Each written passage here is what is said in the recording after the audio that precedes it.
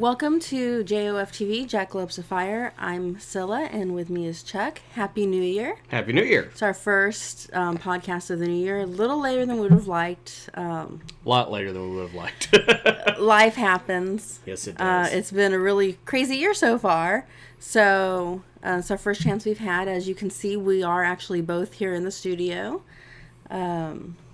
And that's a little bit of a change. We've gotten, one done in the studio together so far? Yeah, this will be the second one us together in the same spot since we decided to try and start doing it this way. Yeah.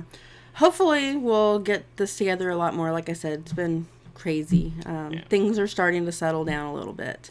Let's face it, things are always a little crazy right around the end and beginning of a year. Yes, this is true. And especially, your life's been a little nuts. Mine's been kind of slow. My life's been a bit placid for the past month and a half.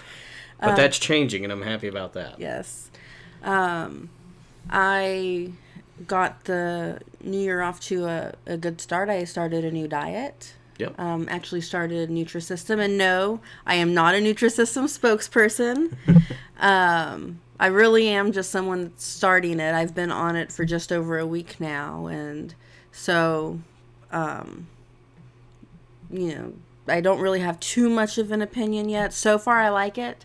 Everything, with the exception of one thing I've tasted on it, has been really good. Right.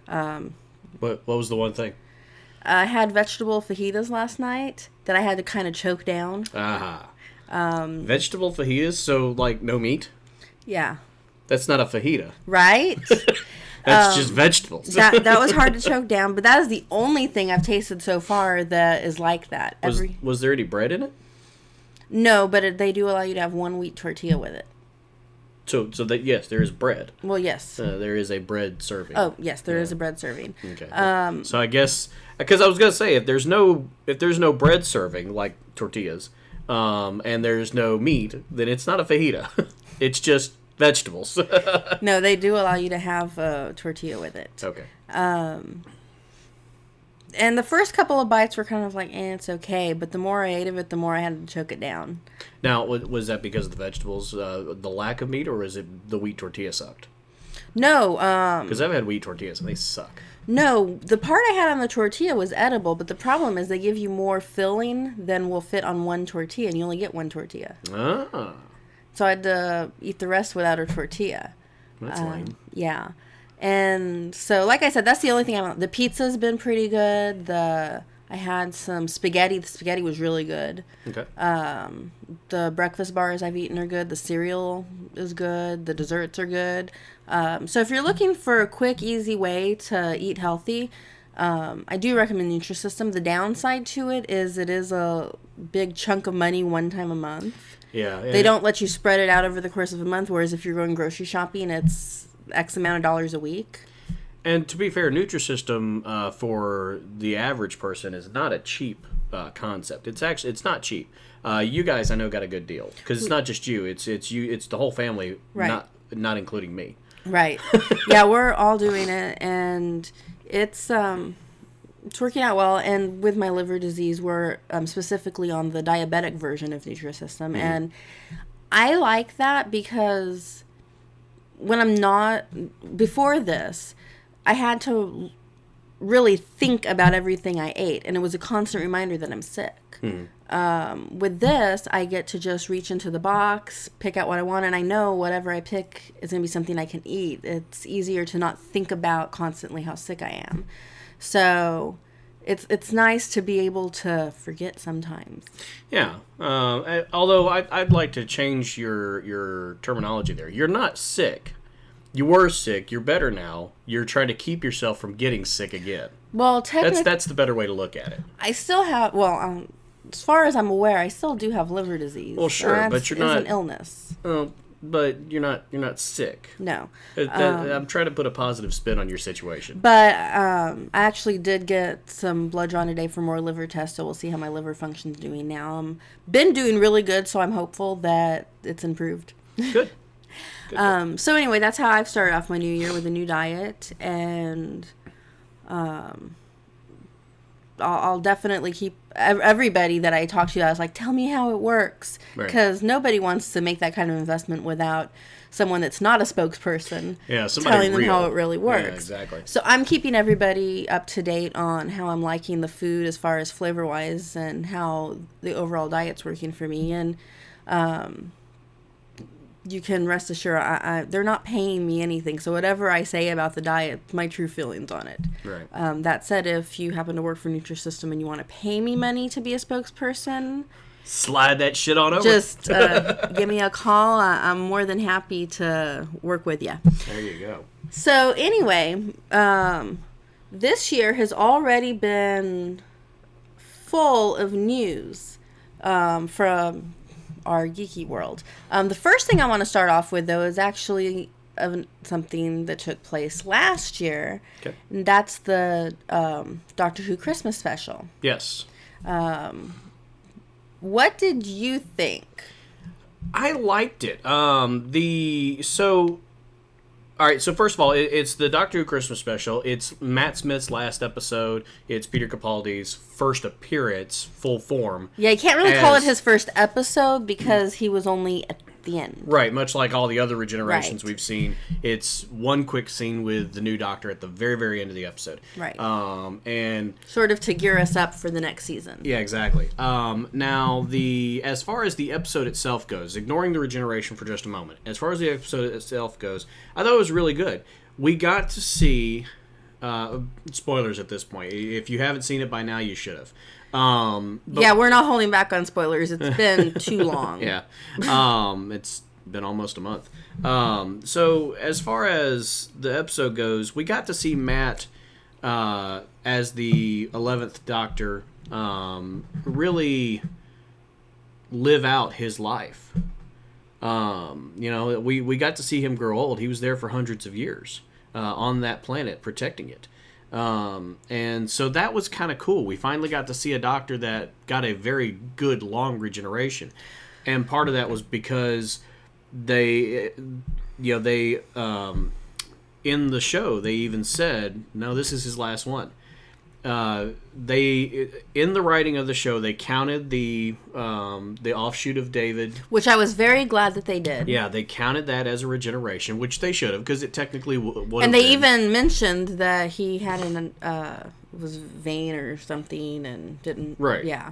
And then of course the War Doctor was also a full regeneration. So while he was the 11th Doctor, he was the 13th incarnation of that soul. Yes. So that he had used up all his lives. He honestly thought he was going to die, and so he gave the rest of his life to protect this planet, and through the magic of the Time Lords,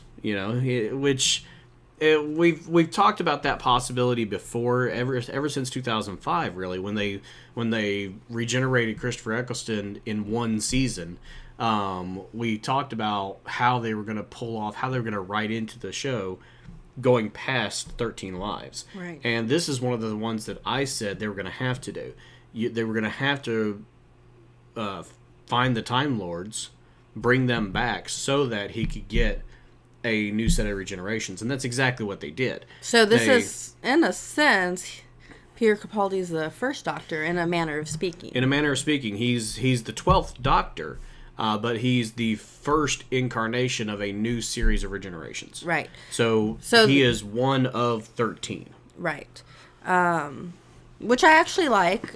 Yeah. I like the fact that we're not going anymore, okay, what's going to happen with his next regeneration? How are they going to do this? Because honestly, after a couple of regenerations, it got old. Yeah, it would have gotten old. So I'm glad that we're past that. In canon, we know he's got 13 at least. I'm glad we're past that. The episode itself, my opinion, was confusing as hell. How was it confusing? It was so much crammed into so little time. It seemed very rushed.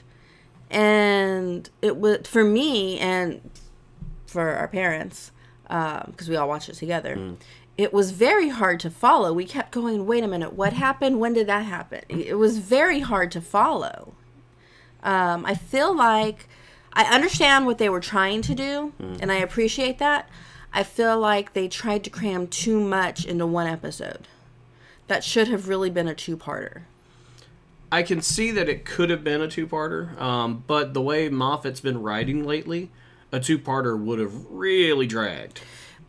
Again, that goes back to the fact that I've not liked the way Moffat's handled things since he took over. And and that's really annoying because some of the best episodes we've seen were written by Moffat. Blink was an amazing episode. It was that episode that gave me hope that he would handle Doctor Who so well, but I really don't feel he has. Yeah, and going back even further, The Empty Child and The Doctor Dances. Yes. Great episodes, and it really showed that he can do really good writing.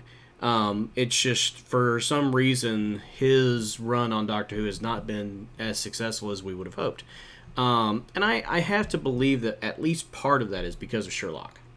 I think that the demands of running two major shows at once, two high-budget shows, has really taken its toll on Moffat's ability to deliver quality shows. But that's when you take a step back and you have people around you come and carry some of the load. And by having different writers, because he's not the only one writing Sherlock. No, but he's not the only one writing Doctor Who. But he has overseen both, and I think that... I think it's too much for him. Yeah. Because after looking at... rewatching some of the Matt Smith episodes, because BBC's been, with all the 50th anniversary stuff, airing them a lot. Yeah, naturally. I've come to realize that it isn't... David Tennant is still, without a doubt, my favorite Doctor thus far. That said, I don't dislike Matt Smith as the Doctor nearly as much as I thought I did. His portrayal is fine. Oh, yeah, there's absolutely It's nothing the writing that I don't like. Yeah. I thought I didn't like Matt Smith, but it's not him. It's the writing. Although I do prefer Matt Smith pre-Clara. As much as I love Clara, I think she's a great companion. That Doctor is a bit... He's grumpy. He's grumpier after Amy and Rory have left. Well, as is expected, and I actually prefer him after Amy and Rory left. I liked Amy and Rory at first. I think they hung around too long. And by the time they left, it was time for them to go. Yeah. I got tired of them. I think Amy did end up being the longest companion of the new run. Mm-hmm. I thought that she hung around too long. Because I didn't like her that much to begin with. She was okay. And then she just wouldn't go away.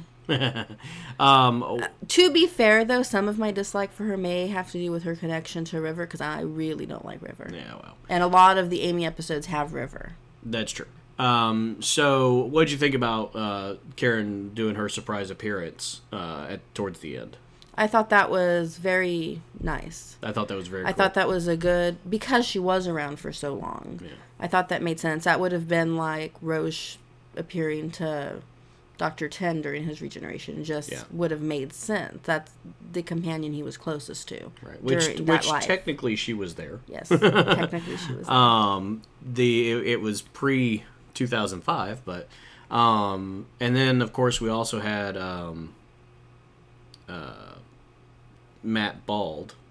I thought that was funny because he is bald. He shaved his head for another role that he did in America in between filming the two series, and so when he came back to do the Christmas episode, he had to wear a wig, and I thought that was kind of funny. The one thing I did like, it was weird as all get out, but it worked, was the Cyberman head. Yeah, that was just all of a sudden it was just there. That was the only thing that I was like, okay, where did he get the cyber head? It was weird as hell, but it worked. It was an interesting plot device. It did work. It was almost K9-ish. And having missed K9 all these years, it was very cool. Because I loved K9. They need to bring K9 back. Well, K9's doing other things. Like this Doctor needs a new mark of K9. There you go. Mark 6 or whatever they're up to. I think it's 5. But I like Clara as a companion. I think that she wasn't utilized as well as she could have been in this episode. Again, too much crammed into one episode. But overall, Clara is easily my favorite companion since Rose, and we know how much I loved Rose. Right. I would, after seeing her in a few more episodes, I can see her potentially becoming tied with Rose for my favorite. I really like Clara. Clara's a great companion. I'm looking forward to seeing her with Peter Capaldi. I think they're going to work well together. I know we only saw them in one scene together, Right. but I think they're going to work well together. I'm curious what they're going to do about the do you know how to fly this thing? That's a bit odd. I was a little... And I guess it's just the shock and trauma of having to start all over with his regenerations. I guess it kind of addled his brain a bit. But, damn. You'd think you'd be able to fly the damn TARDIS. Well, look at what happened when 9 regenerated to 10. Yeah, that was a pretty traumatic death for him. He was out of it for a while. Now, and that's one thing I was going to mention. I didn't like the regeneration itself, the explosion, because we've seen 3 different Time Lord or 3 different regenerations with 9 to 10. Actually, we've seen 4. We've seen 9 to 10. We've seen 10 become, or 10 do the little offshoot into the hand and have the clone. We've seen 10 become 11, and we've seen the Master regenerate. Well, and we also, if you watch the prequel to the 50th, we kind of saw 8 regenerate. Right, and all of them were very explosive regenerations. And very we saw and we saw War Doctor regenerate into 9. Right, but again, they were all very explosive regenerations. Mm-hmm. But this one wasn't. It was just, and he's there. It was like it got to that point where you're ready for it to go whoosh, and then he's just change of face, and I didn't like that. I didn't like that they didn't use that effect that they've had in canon since 05. That bothered me. Well, didn't that part happen earlier on, and it was just completing the regeneration in the TARDIS? Maybe that's what it was. Maybe that's the whole That's point. the impression I got. Yeah, maybe that is the whole point. Is Again, didn't like it, but I think that was where they were going with it. Yeah, this was because he exploded in the bell tower. Right. This was just finalizing it, and maybe that's what it was. And I think that's the impression that I got. Again, didn't like it. Think they should have just waited till he got to the TARDIS to do the regeneration, but they needed the explosion right. to take out the enemies. So, but they didn't have to make that the regeneration. Either way, as a whole, out of 5 stars, I'd only give this show maybe 2.5. Oh no, I'd give it a 4. I think it was. Me personally, I think it was well written. It was a very touching send off format. Again, this doctor got to live out his final days instead of dying very tragically very early. Other than the 4th Doctor, none of the doctors have had a really long run, and this doctor had a long run. We didn't see all of it, but he had it, and I like that. I like that he got old. Yes. So, I was disappointed. I would give it 4 out of 5. I wouldn't give it a 5 because there were things that I wasn't happy with. But there's always things I'm not happy with when it comes to Doctor Who. So there was just too much. There's never a perfect episode except for maybe Blink. I was just disappointed in too many aspects of the episode. But again, you've been disappointed with Moffat's work for the most part since he took over the show. Yes, this was one of his worst episodes, I felt, though. Oh, no, I wouldn't say that. Not me. I thought the 50th was weaker than this one. Oh, I disagree. While the 50th had its weak points, I thought overall it was a better episode. Yeah, okay. But it does give me hope for future episodes. I think the Peter Capaldi run is going to be pretty decent, at least the first year of it. We've already seen some pictures from the set. Again, I think he's going to be a fine doctor. I think he's going to do a good job in the role. I question the potential writing. Yeah, well, we'll see. Moving on, because we have a lot to get to. I need your opinion on this. There is a rumor, and it seems to be possibly confirmed, that, first of all, they've moved back the release date of the Superman versus Batman movie. Right. They've pushed it back, which... Because it's getting bigger and bigger every damn week. And in DC land, more time to achieve stuff is only a good thing. While I would normally agree with that sentiment, it's also more time to screw shit up. This is true, and this is DC we're talking about. Yeah. That said... Their track record's not that great. We now know that Wonder Woman is going to be in the film.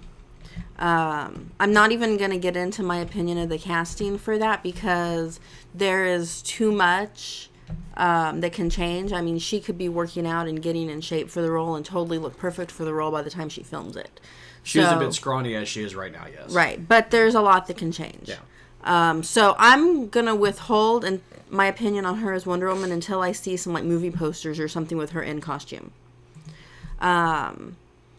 But the thing that is really has fans in an uproar is they're going to make the Amazons Kryptonian, an ancient race of Kryptonians. Okay, wait.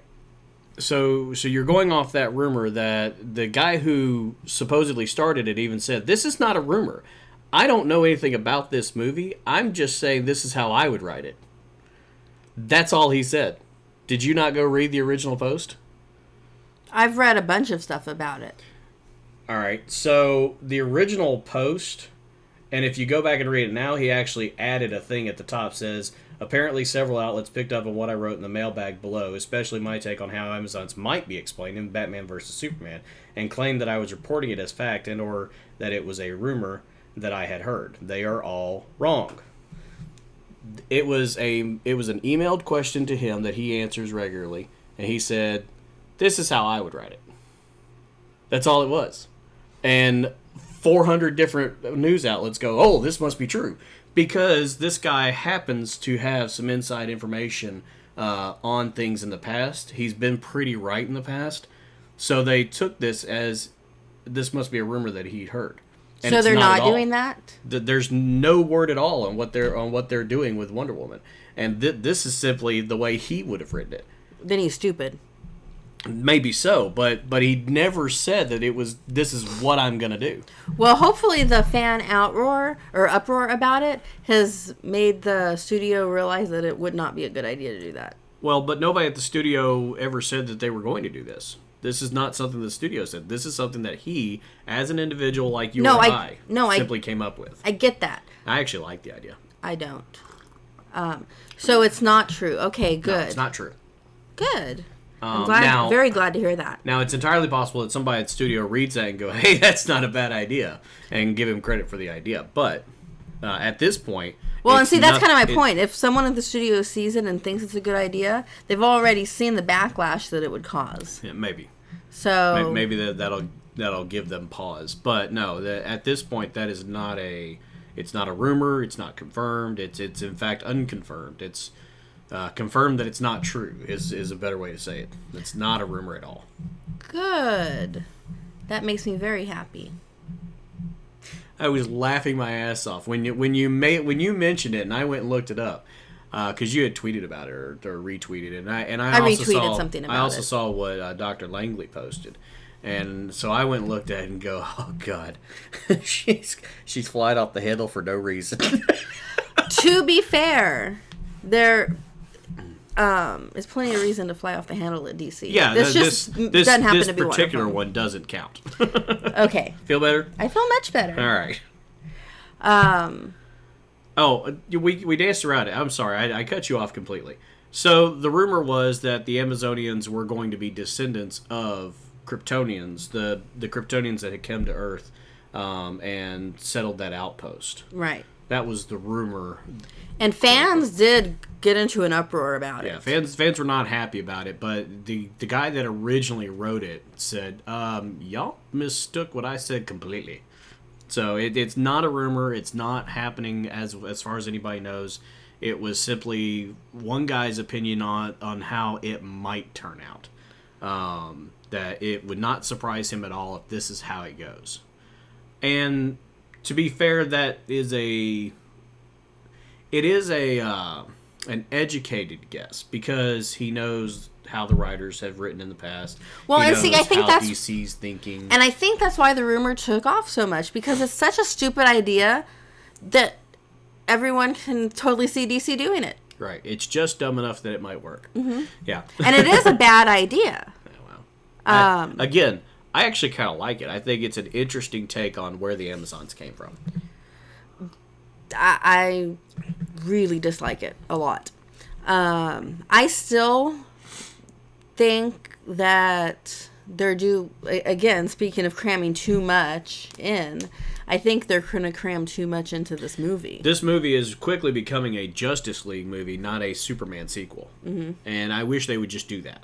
I wish they would just say, okay, it's not really a Superman sequel. Yes, it's going to have Henry Cavill, and yes, it's going to have Ben Affleck as Batman, but it's not, now that we're adding Wonder Woman, there are rumors that The Flash and Green Lantern are both going to be in it. Then that is a Justice League movie. Yeah, we have now entered Justice League movie realm. Now those are rumors. There are rumors that that one of the Flashes is going to be in the movie.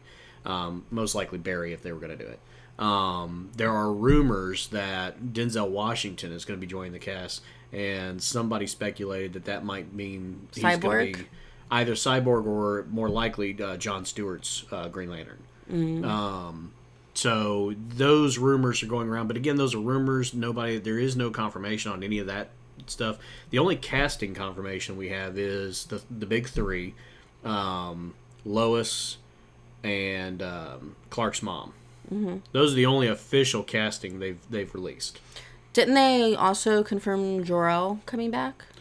No, that hasn't been confirmed yet. Okay. I believe that he signed 4 sequels. Not 4, but he signed on to do some sequels. But I don't know how many, and there's no guarantee that he'll be in it. Okay. That's just if they need him, he's committed to it. All right. But the and I still wouldn't be surprised if Supergirl shows up just based on the comic book tie-in to the first movie. They already set up Kara to show up. Not that I want Kara to show up. As big a Supergirl fan as I am, I don't like this franchise thus far, and I don't necessarily want Kara to be part of it. I just wouldn't be surprised if she showed up. Yeah. All of that stuff remains to be seen. Again, the movie's gotten bigger and bigger as time has gone by, and it's turning into a circus. Yeah, and that's part of the reason that it's been pushed to 2016 now? 2016. Yeah. At any rate, I don't know the exact date, but sometime in 2016. So we're looking at a full 2 years from now, mm-hmm. Plus some. It's probably going to be a summer movie, I would expect, somewhere around May or June of 2016. So, we'll just have to wait and see. And unfortunately, I am already looking more forward to a potential Thor 3 than I am this confirmed movie. An unconfirmed, maybe it'll happen, maybe it won't, is tweaking you better than a confirmed movie. And, based on what they did with Man of Steel and what we've seen so far, just the confirmed stuff, I'm not holding out a lot of hope. So no, I definitely think Marvel still has the cinema firmly in. Yeah, the Marvel films are still going to be where it's at. I mean, let me put it to you this way. Okay, we all know that I was not a Marvel fan at all. Right. Not too long ago, I couldn't have cared less about Marvel. Right. Then I watched The Avengers, and I saw Loki. And not just Loki, but Thor also. And, I've always been a fan of Hercules, specifically the Kevin Sorbo Hercules. Mm-hmm. And which is why I'm not watching these new Hercules movies, because those guys aren't Hercules. But I digress. So the whole Thor and Loki thing is just right up the alley. It's just a different mythology. Mm-hmm. It's not Greek, but it's the same type of thing. So I watched Thor and actually really liked that. And now I went to see Thor 2, obviously, twice. Again, really like the mythology. I'm getting, and not just in the Marvel Universe, but watching Thor and Loki has made me branch out into looking in the actual mythology and learning about those other gods, which is very interesting. And if you're interested in mythology and you haven't looked at what Thor and Loki and the Marvel Universe are based on, I recommend it because it's actually some very interesting stories. But beyond that, I saw previews for Captain America 2, which actually looks good. Really good. Yeah, I haven't seen any trailers for it, but I'm expecting it to be a good film. I haven't seen the first Captain America. Had no interest in it. The second one looks so good, I actually want to sit down and watch the first one just so I can go see the second one. That's how good these Marvel movies are looking. Someone that had zero interest in the Marvel franchise, period, I'm now looking forward to these Marvel movies coming out. And that's what DC is failing to do. They're not even capturing DC fans' interest, let alone the potential for bringing in any other fans. Right, new watchers, yeah. Because I'm sure that there's people that are like me reverse. They only care about the Marvel stuff. And movies are a good way to bring them over to the DC characters and get their interest, because that's what's happened to me. I'm reading some Marvel books here and there now just because the movies drew me into these characters. And so, yes, the movies are more mainstream and they're not just for comic fans, but they are a good way to draw comic fans to your books. Absolutely. And it has worked for Marvel. Marvel's numbers have improved every time one of these big movies comes out, because people go and read stuff leading up to the movie, and then the new people go, "Ooh, that was cool. Let's go see what's in the books." And I've bought, there's been Loki miniseries that were published years ago that I've gone back and bought because I wanted to read about Loki in the comic books. I hear he has another series coming out at some point this year, and I'll definitely be getting that. Yeah, Loki's army is a powerful force right now, so Marvel is definitely going to capitalize on that. They'd be fools not to. If I like the Loki books, I may start reading Thor on a regular basis. You know, the movies are great promotion for the books. Not everyone that goes to see the movies is going to read the books. Obviously, some people are just in it for the movies. They're what I call comic movie fans. They're not comic fans. But DC's not utilizing the movies the way Marvel is, and DC is out there saying, "Oh, our movies have done better," and yeah, the Dark Knight trilogy did really well, and it did better than some of the Marvel movies individually. But if you total up all the Marvel movies and all the DC movies, Marvel hands down wins. Yeah, because I mean, if you think about it, okay, let's talk for a moment about the DC movies that we've seen. We've got the 6 Superman films that have been done since 1977.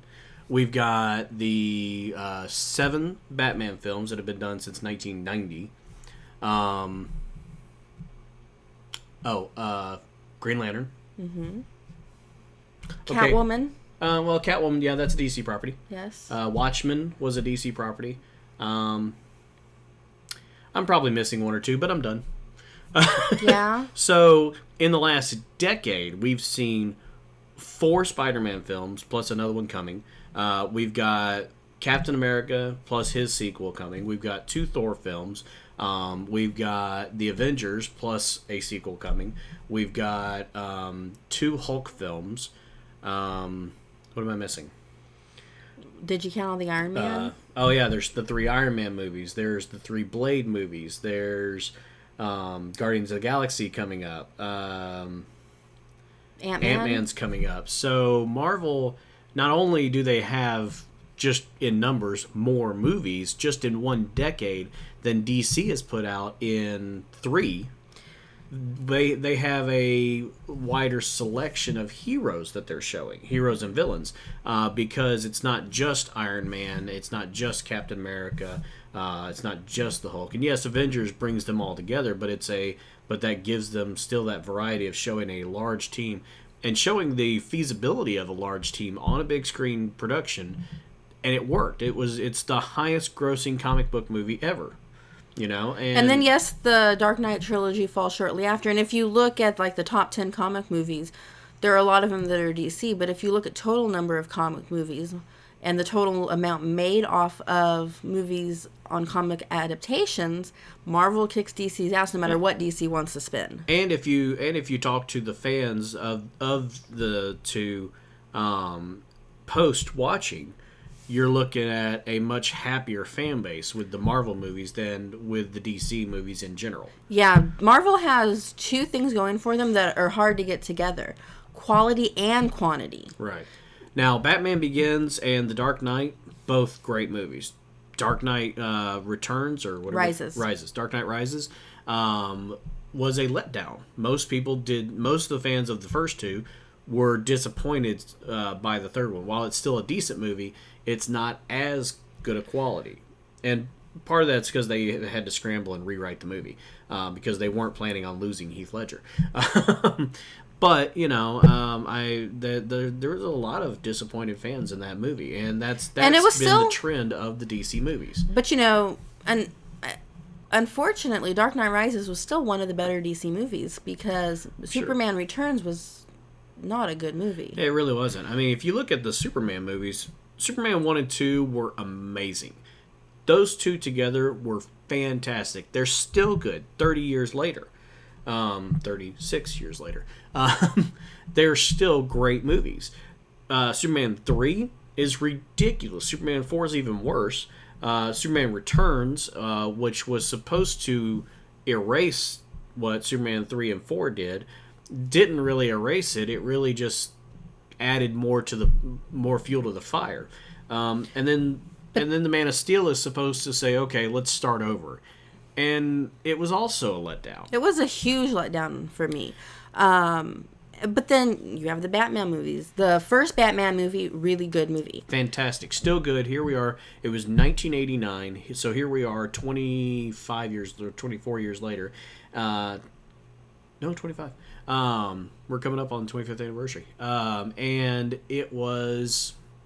But then, it was fantastic. Batman Returns, although it was a good movie, was nowhere near as good as the first, and it was really too dark even for Batman. Yeah, Tim Burton went a little too far. And then you have Batman Forever and Batman and Robin, which are jokes. I mean, even today, they're considered jokes in the comic book community. Yeah, even oh God, what's his name? The guy who did them. Joel Schumacher. Yeah, Joel Schumacher. Even he today goes, yeah. No, I fucked up. And they were terrible. They were really bad. They make Man of Steel look like art. Yeah, it was Batman the Gay Blade. It was terrible.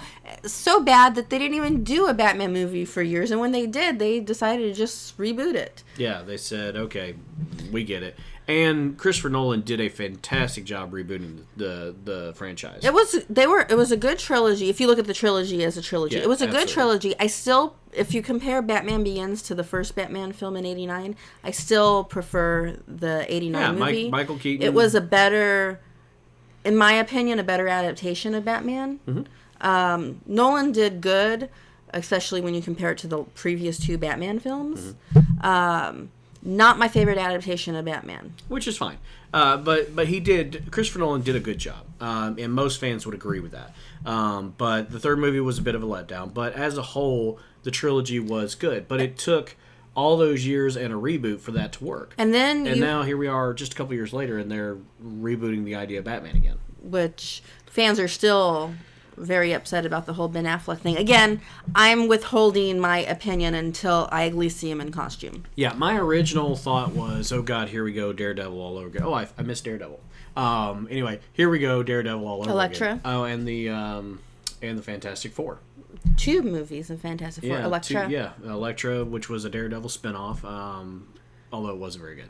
No, but Marvel movie nevertheless. Yeah. And we could probably think of other ones we have forgotten. Yeah, if I really tried. But anyway, and I was thinking Daredevil all over again. But, I've put some more thought into it, and I have decided, much like you, to stop and reserve judgment for when we actually start seeing production. We see him in costume. And that's what maybe even when we see the movie. Because I'm going to watch the movie. Yeah, and that's what I did with the first movie, is I was not happy with the casting.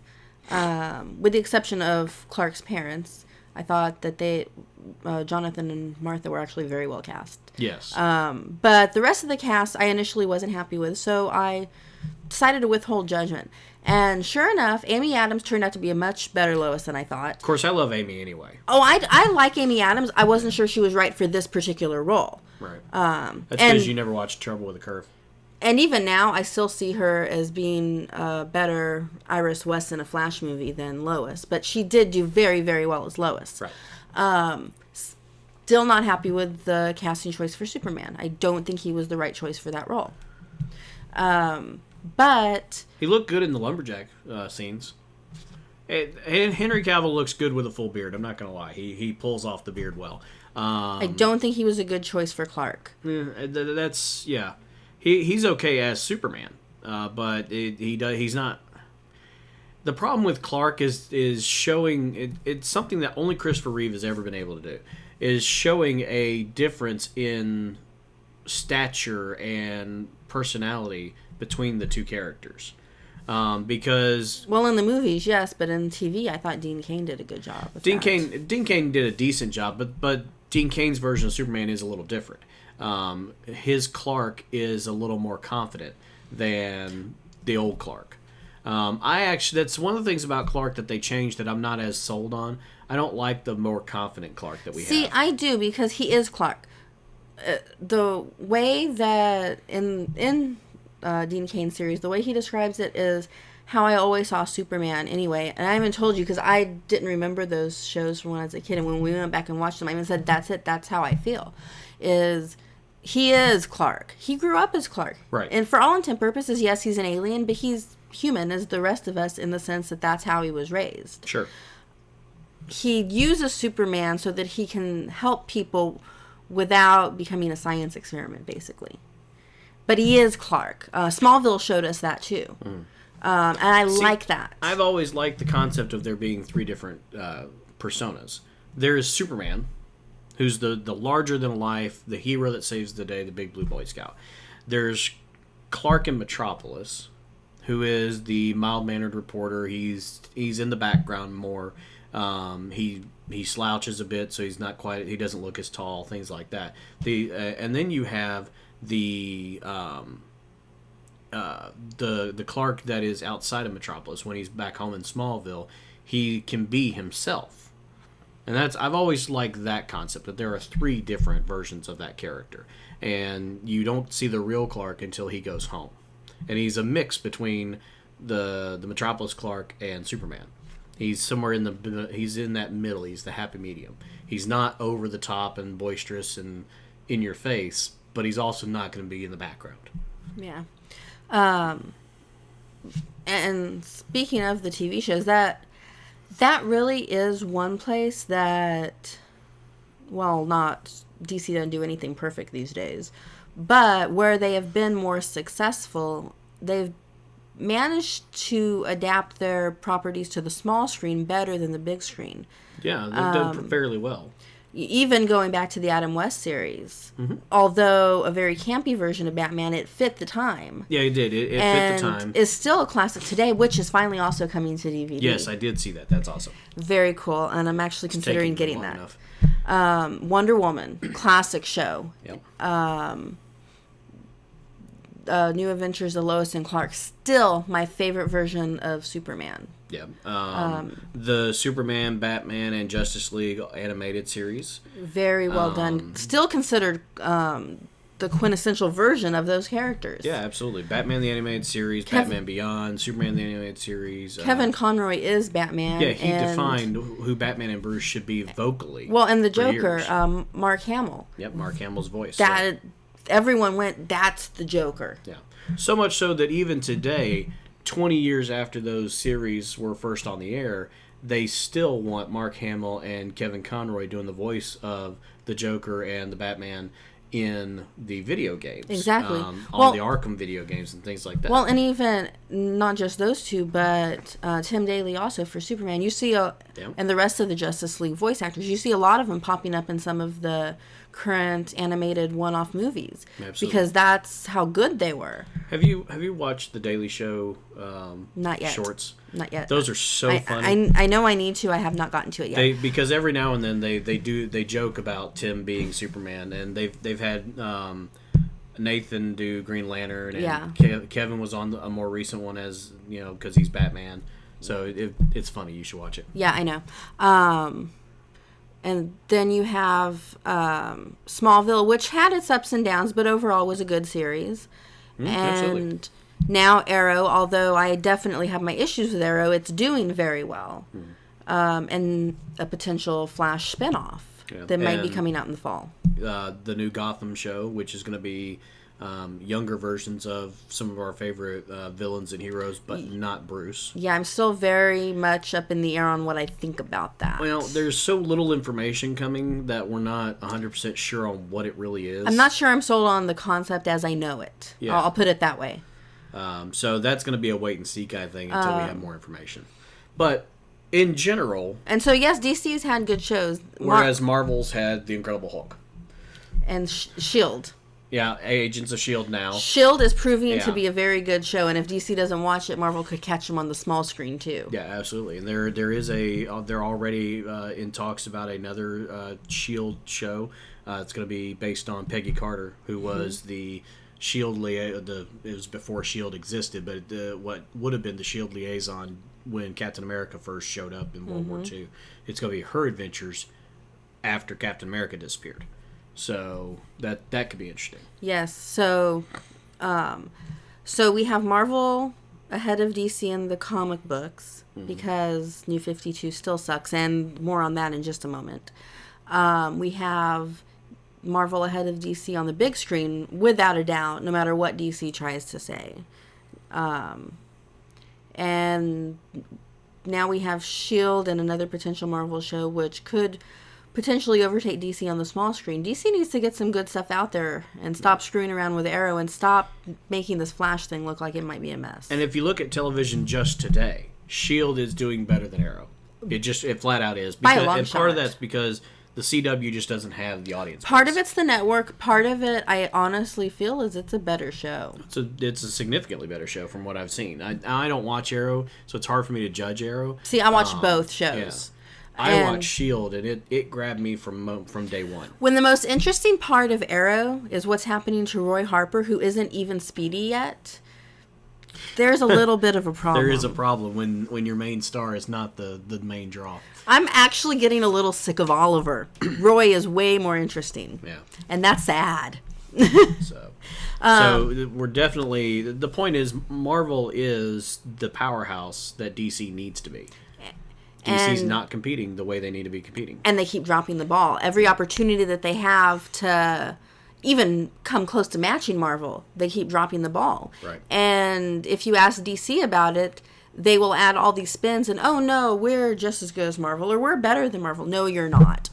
And see, here's the thing that kills me. You know that the people at DC Studios, DC's movie production group, whatever they're called, they've got to be kicking themselves over Joss Whedon.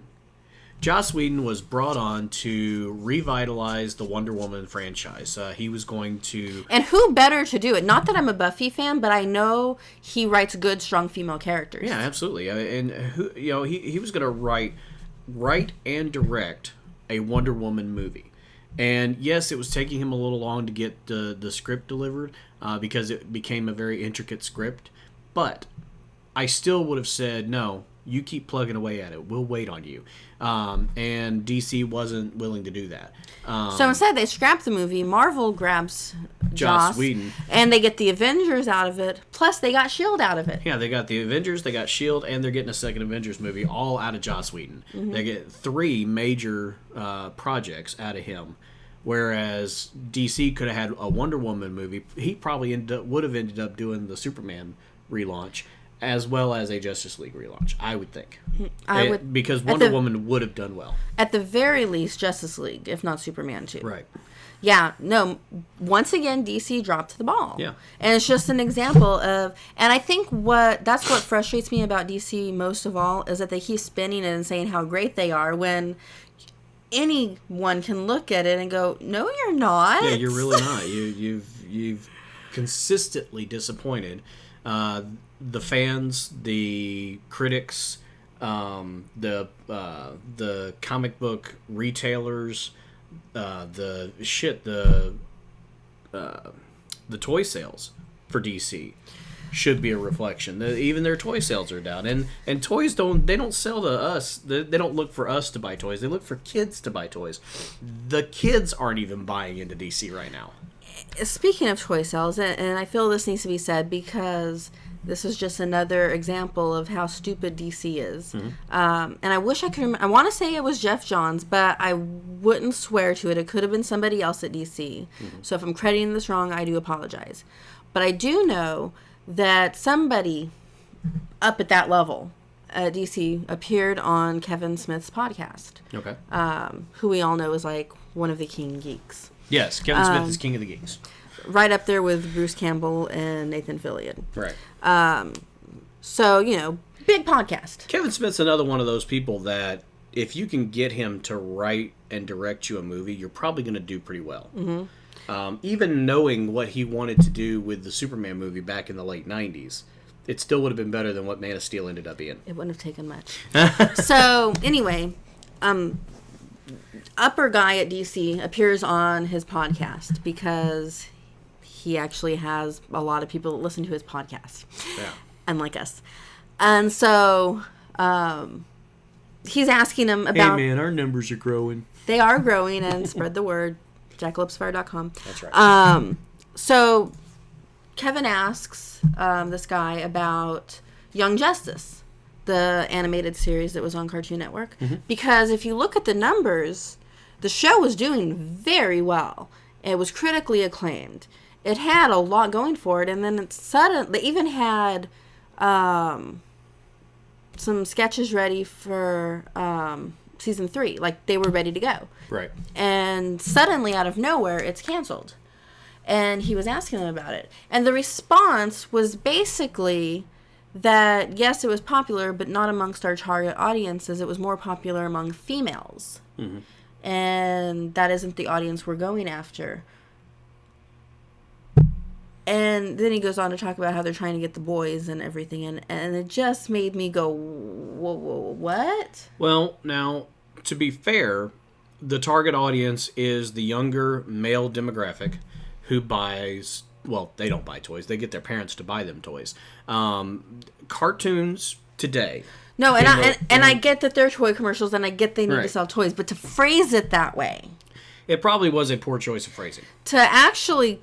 come out and so bluntly say we're not after the female audience. It may have been better to say our target audience is this group because they're the ones who are going to get their parents to buy our toys. This group over here that is watching it, unfortunately, they're not spending money on the toys, so they're not paying our bills. It would have been better just to say, yes, it did well in the ratings, but the toy sales weren't where they needed to be. And leave gender out of it. Yeah, okay, I'll give you that. I'll give you that. Leaving gender out of it probably would have been the best situation. But he should have been a little more eloquent on why gender was in the equation. And I do believe that something about that did come up. But be that as it may, gender shouldn't...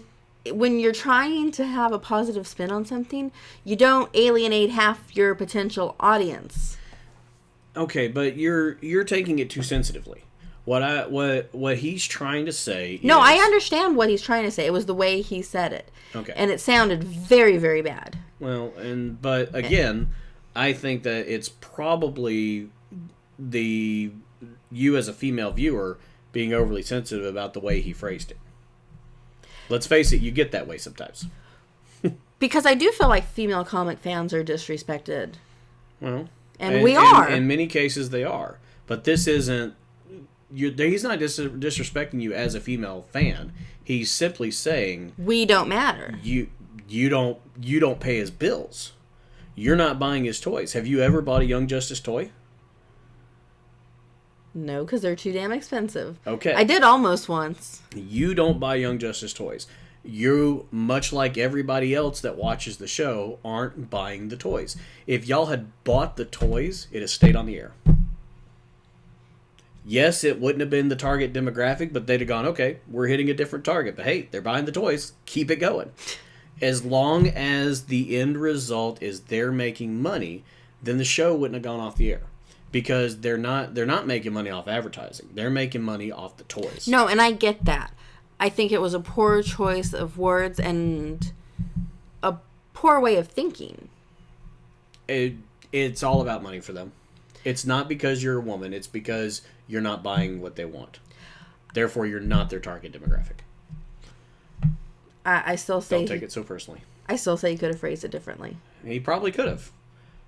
But his point is well taken. Buy more toys. If you like a cartoon, if you're going to watch a cartoon, you need to buy its toys. It's the only way you're going to keep it on the air. How do you think My Little Pony stays on the air? Bronies do spend a lot of money on toys. Bronies spend a lot of money on toys. I know a Brony, and let me tell you, he has his whole apartment decorated in My Little Pony merchandise. All right, we're going to segue here. All right, I watched it. So on Netflix, there is that Brony. I forget exactly what it's called. Bronies something. It's a hour and a half long documentary about Bronies. I went ahead and watched it. I liked it because it did show some very interesting points, and it had John Delancey in it. Anything with John Delancey in it's okay by me. John Delancey played Q on the old Star Trek The Next Generation. So, the voice of a generation. People, when they hear that voice, it's like, ooh, I was in the kitchen. I started it and had to come over to the kitchen to get something, and I heard John Delancey, and I was like, it's like a little meerkat. Anyway. I would have liked to have seen that. Yeah, I'm a bit of a geek. Just a bit. So I watched this, and yes, it is. You and I discussed it on the phone, and you said that it looked like it was going to be propaganda, and it sort of is, and it sort of isn't. It's less propaganda than I expected. Really? I really expected it to be. Bronies are great. Yeah. We're not weird at all. Right. Love us because we're awesome. And while that's certainly there, that's not what it's about.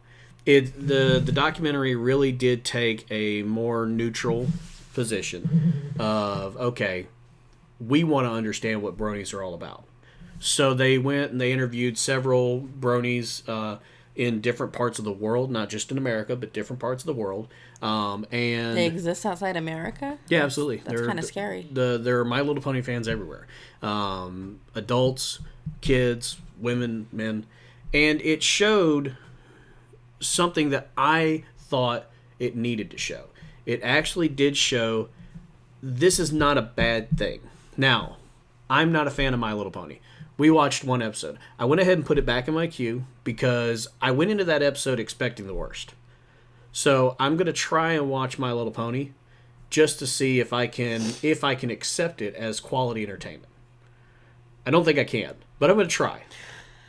Okay? Now, I'm going to try and keep an open mind about the show. But Bronies are still creepy. Bronies are... It's easy to judge them, but... Very easy. I do it on a daily basis. But let me ask you this. What would you rather have? Would you rather have an adult male friend who is into My Little Pony? And we're going to let's leave the sexual part out of it because there are Bronies who sexualize it, but that's a whole nother part of it. They don't all do that? No, they don't all do it. And that's sort of the point. So let's say that we have an adult male friend who is into My Little Pony.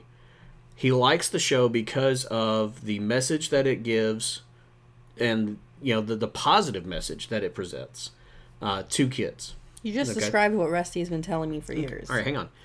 Now, let's say you have another adult male friend, same age, everything about them is the same except one likes My Little Pony and one likes shooting up schools. Which would you rather have? My point is that such a far-fetched difference that you can't compare the two. All right, so think about your adult male friends, acquaintances, or whatever. Aren't some of them into some things that you probably wouldn't want them to be in that's maybe a little dangerous? Like, okay, let's say he's into... trying to think of something that's not quite as extreme. Everything goes back to violence. Something violent. Horror porn. Not horror porn. Gory horror flicks. That's all he watches. He obsesses about that. If he's at home watching TV, he's watching something that's got a lot of blood and guts on it, and it makes him a little dark. at least with the Bronies, I'll give them this credit. At least with the Bronies, it is a positive show. It has a very positive message. There's nothing twisted about the show. So I'll give them that. I still don't get it. It is creepy nevertheless. And it's a little strange since it's not... And let me explain it this way. My turn. Okay. Especially coming from the position I come from. Because, no, I'm not a mom, but I am a teacher of way little kids. And whether this is true or not, and yes, I realize that probably for 99% of the Bronies out there, this is not the case. It is stereotypical. It is probably a wrong judgment. But it's an easy conclusion to jump to. You're looking at something that is very girly. You know, bright pastel colors, rainbows, very little girly at that. Mm-hmm. I still watch Barbie, and this My Little Pony is a little bit too girly for me. It's that girly. And specifically, the ponies are written to be a reflection of younger girls so that they can understand them. There's 4-year-olds in my daycare that say their name is Rainbow Dash. Like, they're the ones that are supposed to relate to these ponies. Mm-hmm. You get a 30-year-old man that likes something that's supposed to be aimed and relatable to a 4-year-old little girl. It's hard not to look at that and go, that's really creepy. Why is his mentality that of a 4-year-old little girl? And whether this is true or not, that's where the creepiness comes in. Okay. And so it's hard to look at the show that is so female-based, young female-based, and not get creeped out that men in their 30s are so, and not just watch it, but are so drawn into it. The conventions, the dressing up, the merchandise. Again, going back to merchandise. It's creepy to find a man in his 30s with their whole apartment decorated with little ponies. It is a little strange, but okay, now think about this. Let's say that a female at the same age, it's okay for her to watch it. It's not that she's not the target audience. Let's say that a female at the same age is watching a show that's aimed at young men. You see where I'm going with this one, right? No, I see exactly where you're going with this. And Power Rangers is not something that's aimed at somebody that's your age or your gender. And I don't watch it anymore, for one. But, right, be that as it may. Just a couple of years ago, you did. No, and I get what you're saying. And yes, it's very sexist. I get that. But it is different. And it's also, and if you think about it, Power Rangers is such a much more violent and less positive image than My Little Pony. At least My Little Pony is a positive image. You have to give it that credit. No, I don't. Yes, you do. It is a positive show. It gives off... There is nothing wrong with a little bit of violence. This world is becoming too politically correct and hugs and kisses and don't hurt anybody, and a little violence is needed. Okay, I'll give you that, but I'm simply saying My Little Pony symbolizes everything that's wrong with America. God. Where did this go wrong? My simple point is that there's a lot worse that a 30-year-old man could be into. And if you you're right. Your position is so completely insanely sexist because you at not even 2 years ago were watching Power Rangers. You are excited about the concept of a Green Ranger series or possible movie because you're still obsessed with Mighty Morphin Power Rangers. That's aimed at adults. 20 years later. That's aimed at adults. You're still obsessed with a show that was aimed at 10-year-olds 20 years ago. When I was 10! But you're still obsessed with it. I was 10 then, and this potential show is going to be aimed at adults. Okay, but my simple point is that your position is completely sexist biased. It's no creepier to have them It's hang completely on, let different. me finish my statement. Okay. It's no creepier for a 30-year-old man to be into a show that is aimed at young women than it is for a 30-year-old woman to be into a show that's aimed at young men. It's very different, and yes, it's sexist, but you know what? Sometimes things in the world are sexist. Not everything is equal. And I'm actually going to get to that a little bit later on my soapbox. Not everything is equal, and yes, some things are sexist, and this is sexist, but I'm right. My position is that bronies are okay by me. I don't get it. So far the show has not appealed to me. No, and don't get me wrong. I'm not saying there's anything wrong or dangerous with it, necessarily. I think that it's creepy. That's my opinion of the subculture. I find it to be creepy. Mm-hmm. I'm also very much a live and let live person. Yeah. And if that appeals to them, fine. I'm just saying we probably won't be able to hang out if you're a brony. That's all I'm saying. Yeah. I don't see the same. I don't think that bronies. I don't think I'll ever be a brony. I just don't see it ever happening. I hope not. I don't see the show appealing to me. It hasn't so far. The only thing that has appealed to me about My Little Pony is John Delancey does a voice in it. That's the only. He's a character called Chaos in the show, and I'm like, okay, I kind of want to see those episodes because it's John Delancey. It's the only reason. It's got nothing to do with the show. I just love John Delancey, and anything that he does is okay by me. It's interesting. He did the voice of Chaos, and then like 6 months later, he starts getting this fan mail because the episode finally aired. He starts getting this fan mail, and he's like, "What the hell is My Little Pony?" He had forgotten that he had done the voice of a character on this show, because to him it was just another gig. He walked in, he did his voice, and he left. So now he's being invited to conventions and all this other stuff, and so as you know, he's gone back and sort of kind of gotten an idea of what the show's really about, and he's embraced the idea. I think you'd call him a brony on the outside. He is a bit of a brony because he really does think it's a good message, and he embraces fans no matter what, and I think that's cool. It could be a lot worse. He could be Shatner 30 years ago. Thank God Shatner finally grew up. Yeah, he embraces his fans now. He didn't used to. But you know, the whole culture hit him like a wave. He's like, I don't know what the hell's going on. And that was kind of funny to me. But I think you should watch the documentary. I think it would be an interesting thing for you to watch. It's not, like I said, it's not as propaganda-ish as I thought it was going to be. It is still a bit.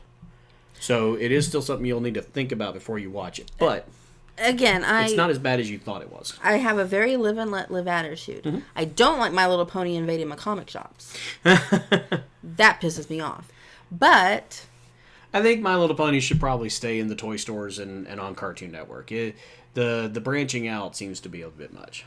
You get it out of my comic shops. But you know those retailers are smart because they are selling to their audience. Yes. And again, I have a live and let live attitude. I just really don't get it, and I do find it to be creepy. So what you're saying is you don't want me to buy you that Rainbow Dash hoodie that I saw the other day? I'd appreciate if you didn't. I only know three of the characters. Four because I know Chaos now. So John Delancey's Chaos character. I do know Rainbow Dash because that one's one of the more popular ones. It's the because she's got the rainbow hair color. Fluttershy and Twilight Sparkle.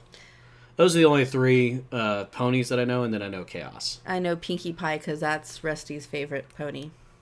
Okay. Yeah. His favorite color is pink.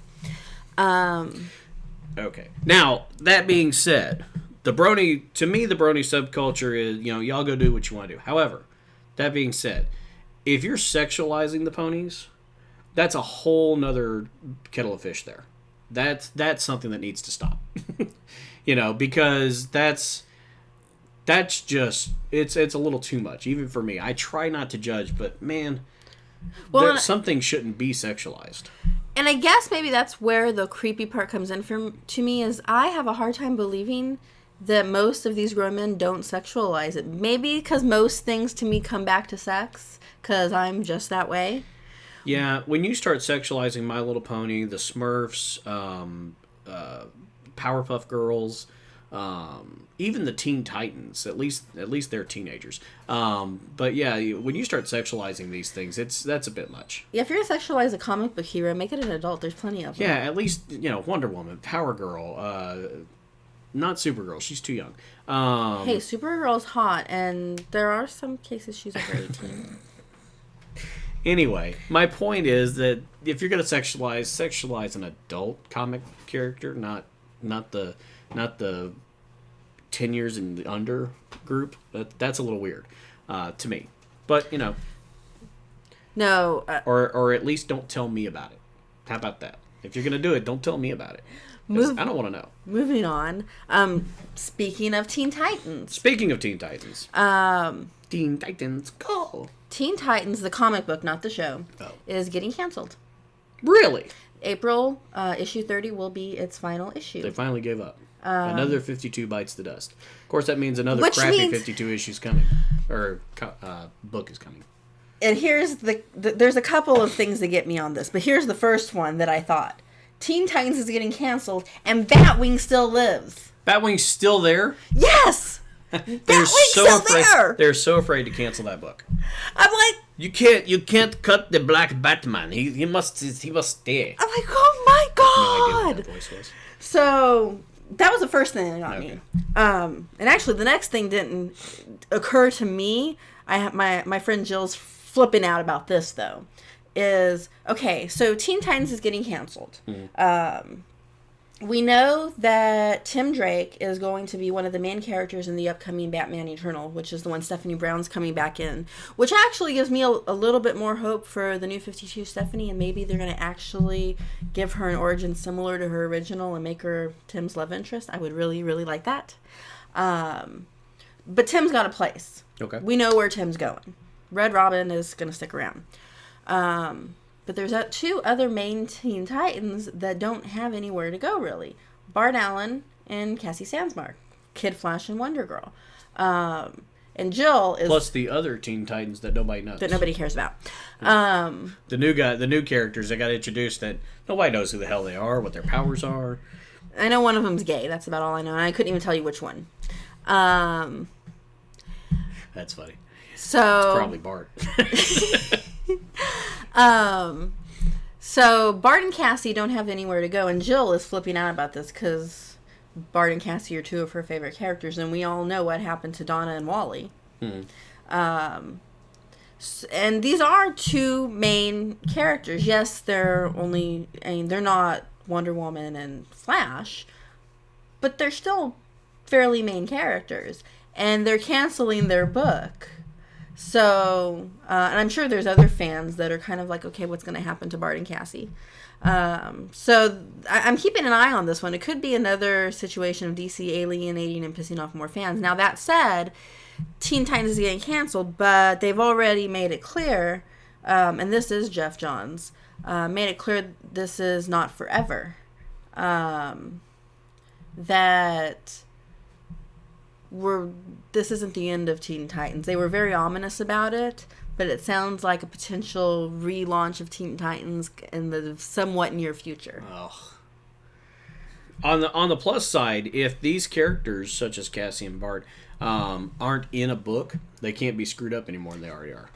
And that's something I think Jill needs to think about. And if there's nothing going on, that's a good thing these days. And I don't know too much about Bart, but from what I know about Cassie, they screwed her up royally. Yeah, no news is good news right now.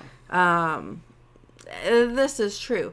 And the thing about Bart and Cassie both is that they are teen. There doesn't really seem to be sidekicks in New 52, but they are kids superheroes based on an older one. So potentially you could see Cassie show up in Wonder Woman.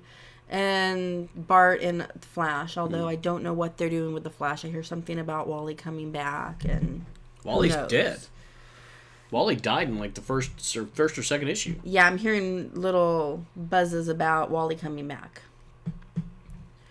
I don't know too much about that. Don't know if it's true, but there's been rumblings about Wally's return. So I haven't told you this. The reason that the garage is not in use is because I'm building a time machine in there. I'm going to go back in time, and I want to be there the moment that Jeff Johns and Jim Lee and Dan Didio all made this decision, and just slap them. just line them up, 1, 2, 3, bop, bop, bop. And again, this goes back to DC not taking responsibility for their mistakes. I think it's pretty clear New 52 was a mistake. Yeah. We all called it, but now we have the proof. It's probably the single biggest mistake in my mind in comic book history. I would agree. Now, financially, it worked out for them. So far, it has worked. Their numbers are bigger. Their numbers are still better than they were pre-New 52. But that it has not yet sunk to the level that it was right before they relaunched. No, but you have to consider right before the relaunch, they had lost a lot of fans already because they knew the books were ending. You kind of have to go back a year before that. Well, yeah, and that's what I'm talking about. I'm talking about that all that lead up, that before they announced it or anything like that. The numbers were pretty low, and right now those numbers have not yet gone back down. Now the numbers are still declining. The numbers are still falling. You have a lot of pissed off fans, and this is what gets me. And this isn't DC's fault. This is the idiotic comic book community's fault. The ones who keep buying books and then bitching about it? Why are you still buying them? I still hear people bashing New 52 as they buy their books. Yeah, I'm a big proponent of, if you're going to read a book, you need to pay for it. As far as comics go, because that money is keeping your comic book store alive, it's keeping your publisher in business, things like that. But that being said, if you're not liking a particular book, I would rather you go steal it off the internet and read it that way, so that you have a reason so that you have something to bitch about. But you're not giving your money to the publisher or the comic book store, because as long as you keep paying for it, they're going to keep producing it. And that's the part of this whole thing that still baffles me, is clearly the majority of DC readers aren't pleased with New 52 on some level. Right. Whether they're just like, this was a bad idea, or they're like me and they're very much opposed to it. On some level, they consider New 52 to be a bad thing. And yet they keep buying it. They keep buying the books. Yeah. Stop! Fucking morons. Quit it. Stop it. I don't get it. Yeah. That said, I haven't bought a DC book in, 2 years now? I am going to buy Batman Eternal, but that's just because of Stephanie Brown. And I did say I was going to support Stephanie. And now that I understand that Tim is going to take the lead in that book and his time isn't going to be split between 2 titles, I want to actually see where that goes and what Stephanie's new origin is going to be, because for the first time I actually have a little bit of hope for something DC related, and I'm not sure it's warranted. DC may let me down, but I do have hope. Yeah, I'm a little interested in where that's going to go, but I'm going to steal the issue. You just read mine. I might do that too. I'm not going to pay for it. Let's put it that way. No. I'm going to read it, but I ain't going to pay for it. I'm now, not going to pay for anything until they start showing me that they can actually put out quality work. Now, that said, Steph is, last I heard, scheduled to appear in issue 3. Until I actually see that she is in a book in a comic shop, I will not be buying said book. I'll go back and buy all 3 issues at once. But I am not buying issue 1 and 2 until I see that she's in issue 3 and that Didio doesn't at the last minute go, oh, nope, recolor it, that's Barbara. Are you going to do comic shop, the physical copy, or are you going to do digital? I'm still up in the air about that. Because I actually went to a comic shop last week and was just flipping through some of the books, and I'd forgotten how nice that is to just flip through a comic book. There is something that's inherently cool about a physical book as opposed to a digital. Whether it's a comic book or a fiction novel or whatever. So I'm still up in the air. If Steph's really coming back, I will eventually get a physical copy, be it the individual issues or the trade when it comes out. If I might get them online to start with and then get the trades as they come out. There's different ways to go about it, and I haven't figured out. I have until April to figure it out. Yeah. So I haven't figured out how I'm going to do it yet, but I am going to support Steph because all along, that's what I said I wanted. And I have two lines of thinking about this. Yes, this is the New 52, and we may have been better off with Stephanie wiped from existence. On the other hand, and again, I'm giving DC way too much credit, and I'm aware of this. They've had a couple of years now to learn from their mistakes. Learn? Whoa, wait a minute. Back that train up. I realize that the chances of them actually learning something are slim to none. Yeah. But I'm going to give them the benefit of the doubt on Steph. And now that I know Tim is a big part of the book, and so he's obviously going to have something to do with Stephanie coming in, that gives me a little bit of hope too. Again, I'm still cautiously optimistic because I still don't trust Didio isn't fucking with me. And that in mid-March he's gonna go, no, Stephanie, I changed my mind. What was I thinking? Recolor that shit. This is Didio. It could totally happen. You're absolutely right. At this point, it could go either way. We'll have to wait and see. Which is why I'm not buying anything until I see something that physically has Stephanie in it. Right. And then we'll see where it goes from there. But as far as Teen Titans go, you're right. Writing Cassie and Bart out for a little may be a good thing. Yeah, exactly. No news is good news because if they're writing it, then they're probably going to screw it up. If they're not writing it, they can't screw it up. This is true. So they can't make it better, but they can't screw it up. This is true.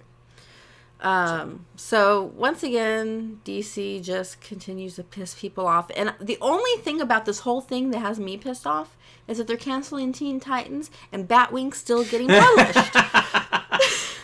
It is a bit and it's not disappointing. And to make it clear, I have nothing against Batwing in and of itself. I don't care that there's a black Batman. I'm not being racist. I really don't care. No, it's just not a quality book. Except for the fact that I keep seeing the numbers. That's what pisses me off. Yeah.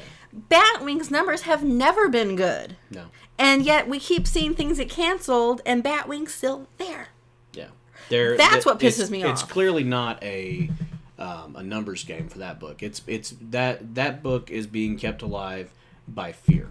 And that's no reason to go through your company. It was a dumb idea to start with. It's that's one thing that the numbers have proven to be a dumb idea, and they just won't let it go. Yeah. That's another case of DC not saying, okay, that was a bad idea. Yeah, it's time to end it. Yeah, that's whatever.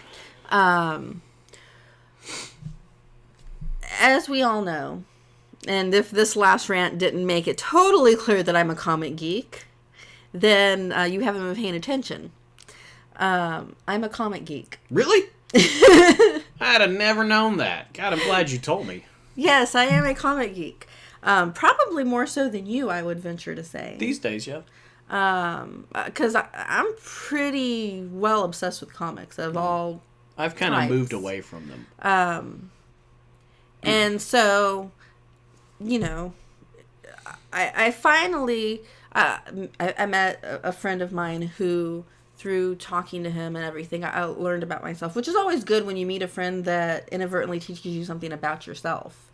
Yeah. And through this, I learned that if I'm ever going to have a mate in life, they have to be a comic geek too, because I'm just too into comic books for it to be any other way. No, yeah, absolutely. And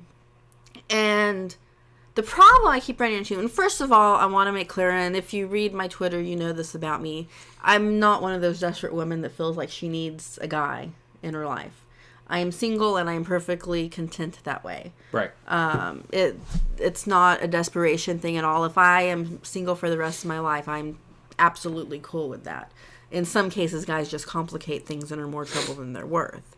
That said, I'm also not close to the idea that there may be somebody out there for me. I guess I'm just kind of open to the idea, but not necessarily dead set on finding it, if that makes any sense. Okay. So I do have online dating profiles, which I don't reply to most of the messages I get. And as I get a lot of messages, and most of them are really either along the lines of being too overtly sexual for someone that you don't know. When I get a message that simply says, "Want to suck my cock?" and I don't know who you are, this is a problem. Also, don't reply to things that are shallow and just say, you're hot. Okay, thanks. Yeah. Thanks, man. So I would say a good 90% of the messages I get on these sites, I don't even bother replying to. 85% of them probably make me roll my eyes. So I decided, one thing I also get a lot is people that like the outdoors a lot. And I realize I live in Austin. This is not an uncommon phenomenon. People in Austin are outdoorsy, and I don't get it, and they can have their outdoors. These are people that like bicycling and hiking and camping and my idea of camping is staying in a hotel without free Wi-Fi. That's roughing it. Yes, that is roughing it for me. So if you're a dude that, and I don't care how hot you are, if you expect me to go and do something outdoors, we are not going to click. It's not going to happen. Now, the outdoors exists to give you a waypoint between your house and your car, or your car and your work. And that said, it's not that I'm completely inactive. As I've mentioned before, I do have liver disease, so I have to be somewhat active. I'm active in a gym. Air conditioning. Yes. I walk on a treadmill. I ride a stationary bike. I use weights. That's my working out. I can work out inside. Don't expect me to ride a bicycle out there. No. I will stay stationary in front of a TV while I do it. Thanks. It's a little weird, though. You gotta admit, it's a little strange to get on a bike. I feel this. I'm the same way. I work out if I work out. I work out inside. But you gotta admit, it does seem a little strange to get on a bike and pedal and go nowhere. I love it because I can pedal while I text. You don't have to worry about the whole balance thing. Exactly. Keeping the front wheel from flopping over. I can multitask. It's awesome. So that's me. Yeah. So in order to sort of weed out guys that just are not going to work for me, I added a little, not a quiz, because there's no right or wrong answers, but a little questionnaire to my online dating profiles, both of them. And it's questions like, who's the greatest Green Lantern? Who's your favorite Robin? What do you think of New 52? Things like that. And the first message that I got after I put that up was an outdoor enthusiast. And I even added to my profiles exactly what I just said about roughing it for me being a hotel without Wi-Fi. I still got someone, an outdoors enthusiast, messaged me. That said, I also did actually get one person that answered my questionnaire. But you mean besides the idiots that did it on Facebook? Yes, besides them. Someone that actually answered it on the dating site. I see. Okay. I don't know if anything's going to come of it. I mean, just because you're a comic doesn't mean we're going to click. But that's got to be the starting point for me. Right. And I realize that this shows my level of comic geekiness, as I probably am the only female in the world that has a comic book questionnaire that must be answered before accepting a date. Oh, I doubt it. I doubt you're the only one. In fact, I suspect there's several people have come to that same conclusion and said, okay, you got to be able to answer these questions. And, in some cases it's comic books, some cases about cars. Oh, I'm sure there's other questionnaires out there. I'm probably the only female with comic book one, though. I don't think so. But either way, I've shared this little piece of information with several people, Facebook and talking to people. And the feedback I've gotten on it has been hilarious. People think I'm brilliant for coming up with this idea. It was evidently a brilliant idea. Yeah. And I find it, the results are interesting. The most interesting was the fact that I still got an outdoors enthusiast messaging me. And then when I told him, did you see my profile? I don't like the outdoors. He said, that's not surprising. You're a girl. You're just girly. To which I replied, there are several girly girls I know that love the outdoors. It has nothing to do with it. I consider myself an air conditioner enthusiast. That's funny. I was a little offended by his response. Yeah, he's an idiot. Needless to say, I won't be going out with him. But and thinking about it, the more I think about it, the more brilliant I think it is. That's what online dating profiles need. Come up with what, something that is something that is just a deal breaker for you. Right. For me, it's if you can't talk to me about comics, if we can't have a conversation about which Green Lantern is the greatest, and Hal Jordan. I say Hal Jordan too. Kyle Rayner is my favorite, but I say Hal Jordan is the greatest. But I actually had someone tell me that he thought Kyle was. And that's fine. There's no right or wrong answer, but tell me why you think Kyle is the greatest. Let's have a discussion about it.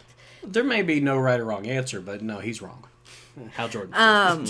Why is so-and-so your favorite Robin? Let's discuss this. Yeah. That's the type of conversations I like to have. And I think if everybody did that type of thing, here's a deal breaker, and if you can't discuss these type of topics with me, it's just not going to work. It would make online dating so much easier. It would certainly make it more effective. I don't know about easier.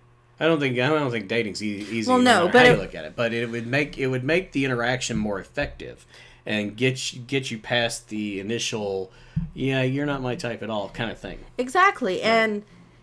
And if you are a guy that's watching this, read the freaking profile. And if the girl says she doesn't like something that you're into, you probably shouldn't message her.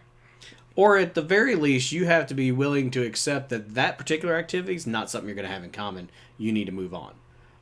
Or be open to not doing that with that person. Because, let's face it. Just because this guy's an outdoor enthusiast doesn't mean that you two can't connect on a different level. When he's doing his outdoor thing, you're not.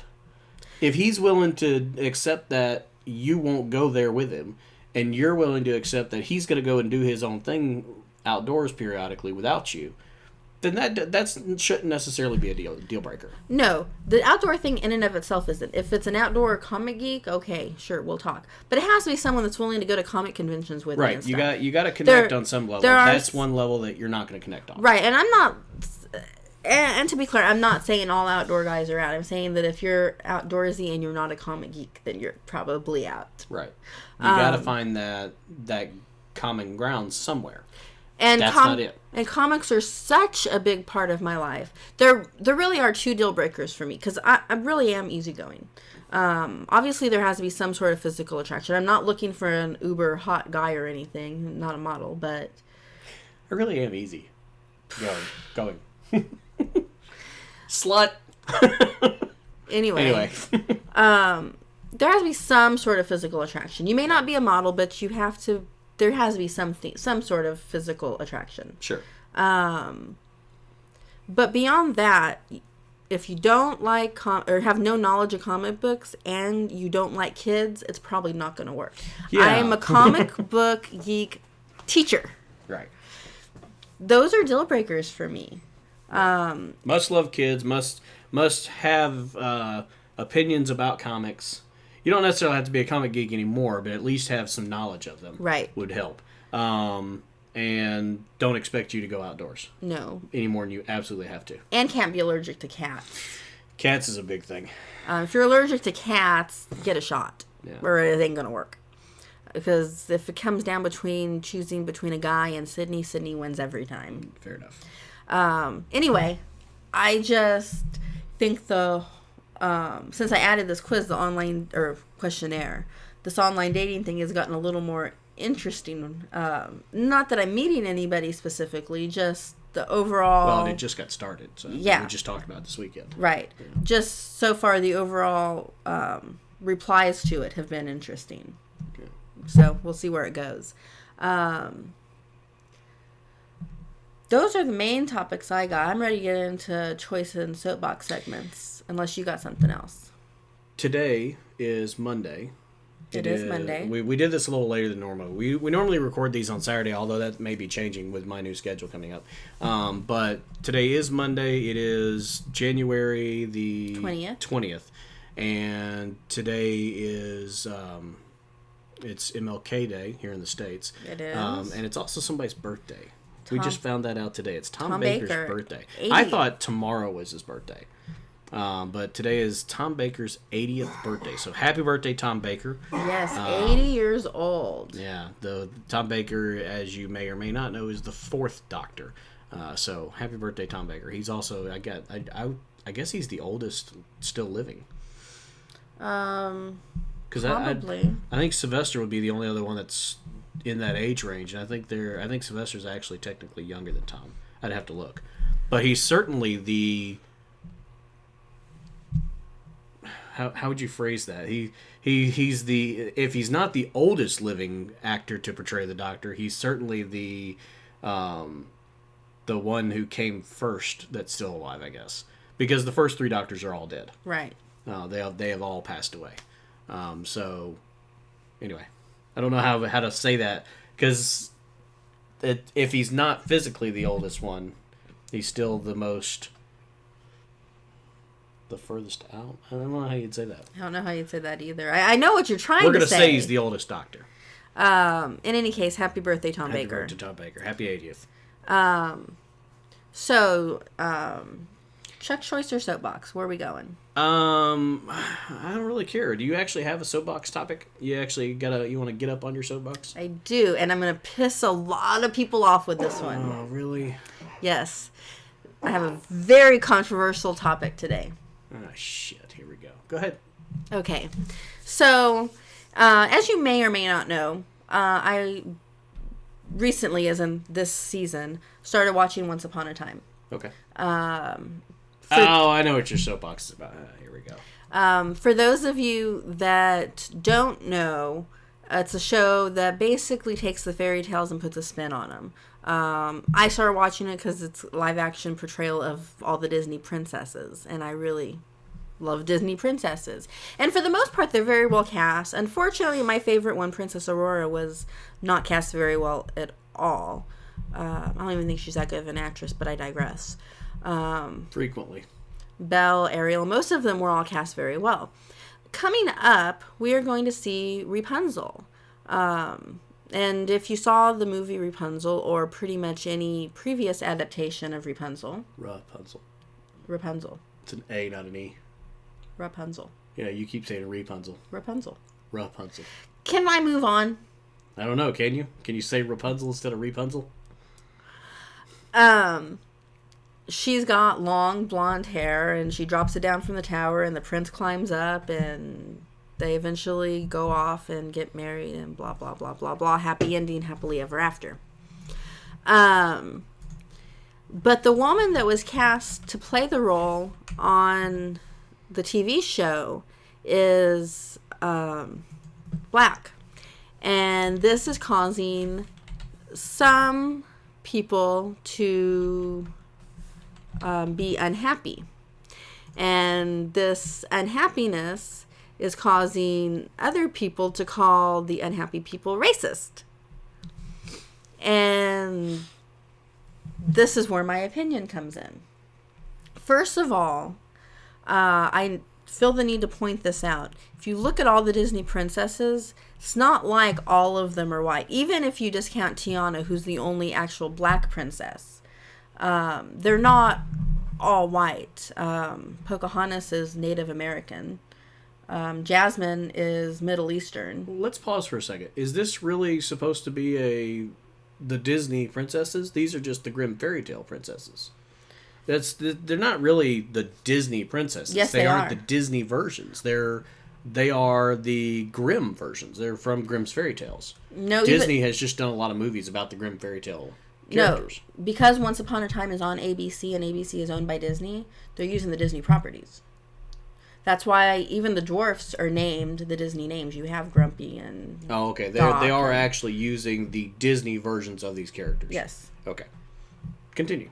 So I haven't watched the show, so I watched 3 episodes of it. So yeah. Now they do take a lot of liberties with it, obviously, because it's definitely not a kids show. It's aimed at adults. Okay.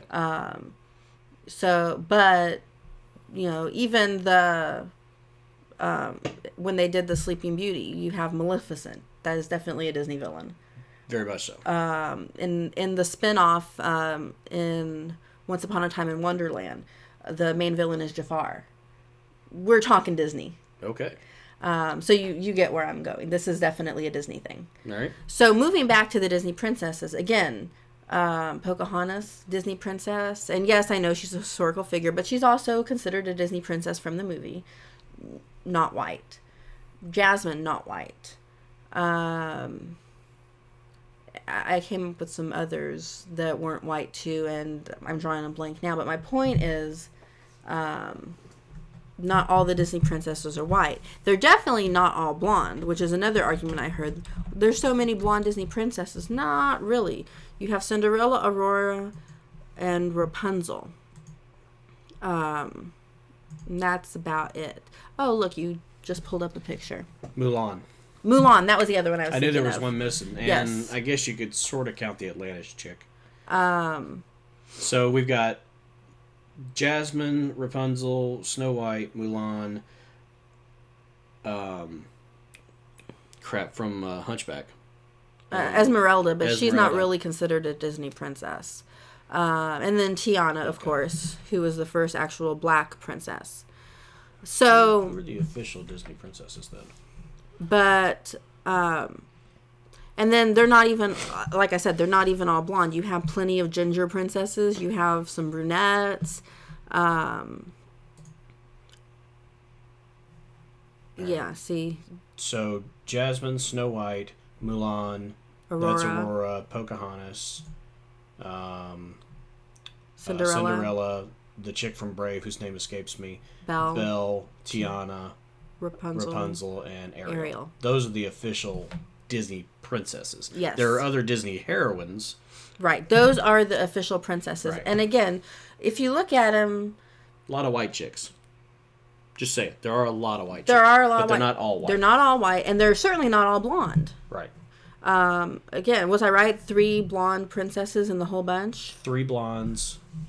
1, 2, 3, 4, 5, 6, 7 of them are white, but only 3 of them are blondes. And then got- what it's not included here is the 2 new ones from Frozen. One of them is a ginger. The other one has white hair. People are trying to call her blonde. I will kind of accept that. I haven't seen Frozen, but has Disney actually said yes, they are princesses? Yes, they are. Because this is the official Disney. They are princess. considered the two most recent official Disney princesses. Okay. The 2 princesses from Frozen. Again, one's a ginger, one has white hair, the color of snow. And people are trying to say she's blonde, and again, white, platinum, all kind of accepted, and maybe we can say there's 4 blondes. But my point is that there is some variation in the Disney princesses. So you can't just say, well, let's make Rapunzel not blonde because there's too many blonde Disney princesses. And even at that, Once Upon a Time made Aurora brunette. So she's not even blonde on the show. I think Cinderella's the only blonde on the show, unless you count the main heroine. Again, getting back to skin color, which is where this is really going.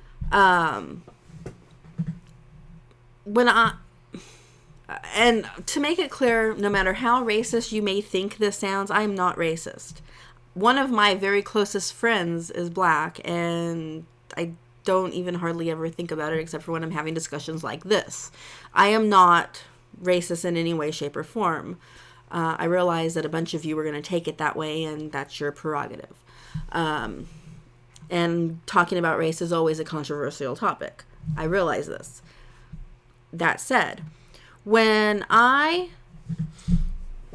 am watching something live action that is very obviously based on something animated, be it a comic book or a fairy tale or whatever it may be, you're watching a live action adaptation of something that was previously not live action. I want to see a live action adaptation of what I saw on the page or in the animation or whatever. It's the same reason that I dislike some of the casting choices in comic book movies. You and I recently had that discussion. It's not about the fact that the casting choice for Barry Allen in Arrow, he's not blonde. He's white and brunette, but he's not blonde. Barry's supposed to be blonde. I have an issue with this. I expect Rapunzel to look like she did in the movie. I don't care. And now, if you want to cast Tiana, she should be a black princess, because in the movie she is a black princess. And for the record, the actress that they cast as Rapunzel would make a great Tiana, in my opinion. But I digress. It's not about being racist. It's about wanting to see an adaptation of what you already know.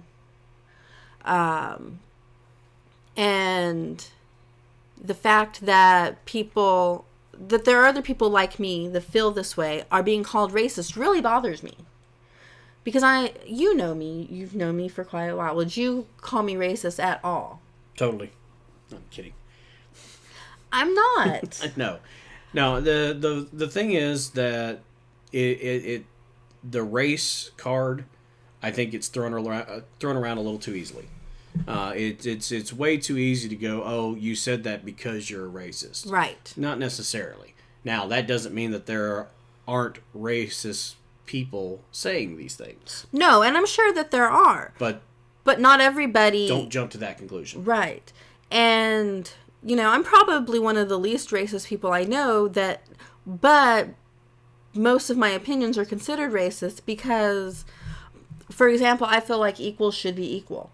I think that a lot of the time the black people are reminding us they're black, and they're the ones, in a manner of speaking, segregating themselves from, they set up TV One, BET, things that are specifically for blacks.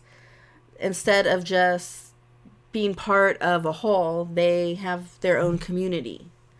And I have an issue with that, not because there's anything wrong with being black, but because you're the ones that are continuing to say we're different from you. And you're not different from us. Everybody should just be Americans. I don't go around reminding everybody constantly that I'm half Mexican and so I'm a minority. And no, I'm just me. I'm just an American. And the fact that the race card is thrown around really does bother me, because I feel like that helps contribute to racism instead of just unifying us, which would be what would take racism away. Okay.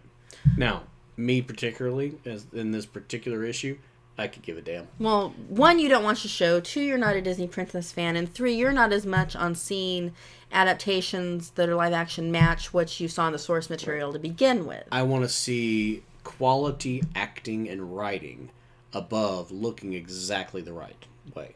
You don't have to necessarily look the part if you can portray it. And I'll give you an example. When Daredevil came out, this same kind of backlash happened when Daredevil was being casted, and they announced that Michael Clark Duncan, who is a very large black man, would be playing the role of the Kingpin, who is traditionally a very large white man, very white. The backlash was insane. It's very similar to what we're seeing with Once Upon a Time, except on a much grander scale. And what they should have been backlashing was Ben Affleck. The end result was Michael Clark Duncan gave an inspired performance, and it's actually one of the saving graces of that movie was his portrayal of the Kingpin.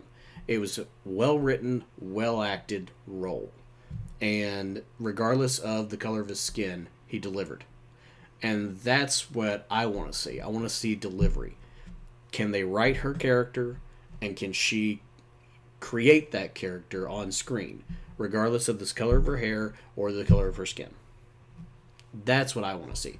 Now, I'm not discounting your arguments. You certainly have a right to your opinion and whether I agree with them or not.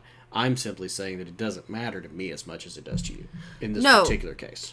And that's fine. And I realize not everyone shares my opinion about live action adaptations. And that's not even the point of the soapbox. My real point is, just because we're dealing with... I would feel the same way if it was a white brunette woman or white ginger. I want to see her as she was in the movie. It has nothing to do with skin color. And it's the fact that it's being turned into me being called a racist because I feel this way. That's what's pissing me off. I understand. It's not a racist point of view. To me, she should be blonde, long hair. She should look like she did in the movie. Yeah. Jumping straight to the race card, I think, is a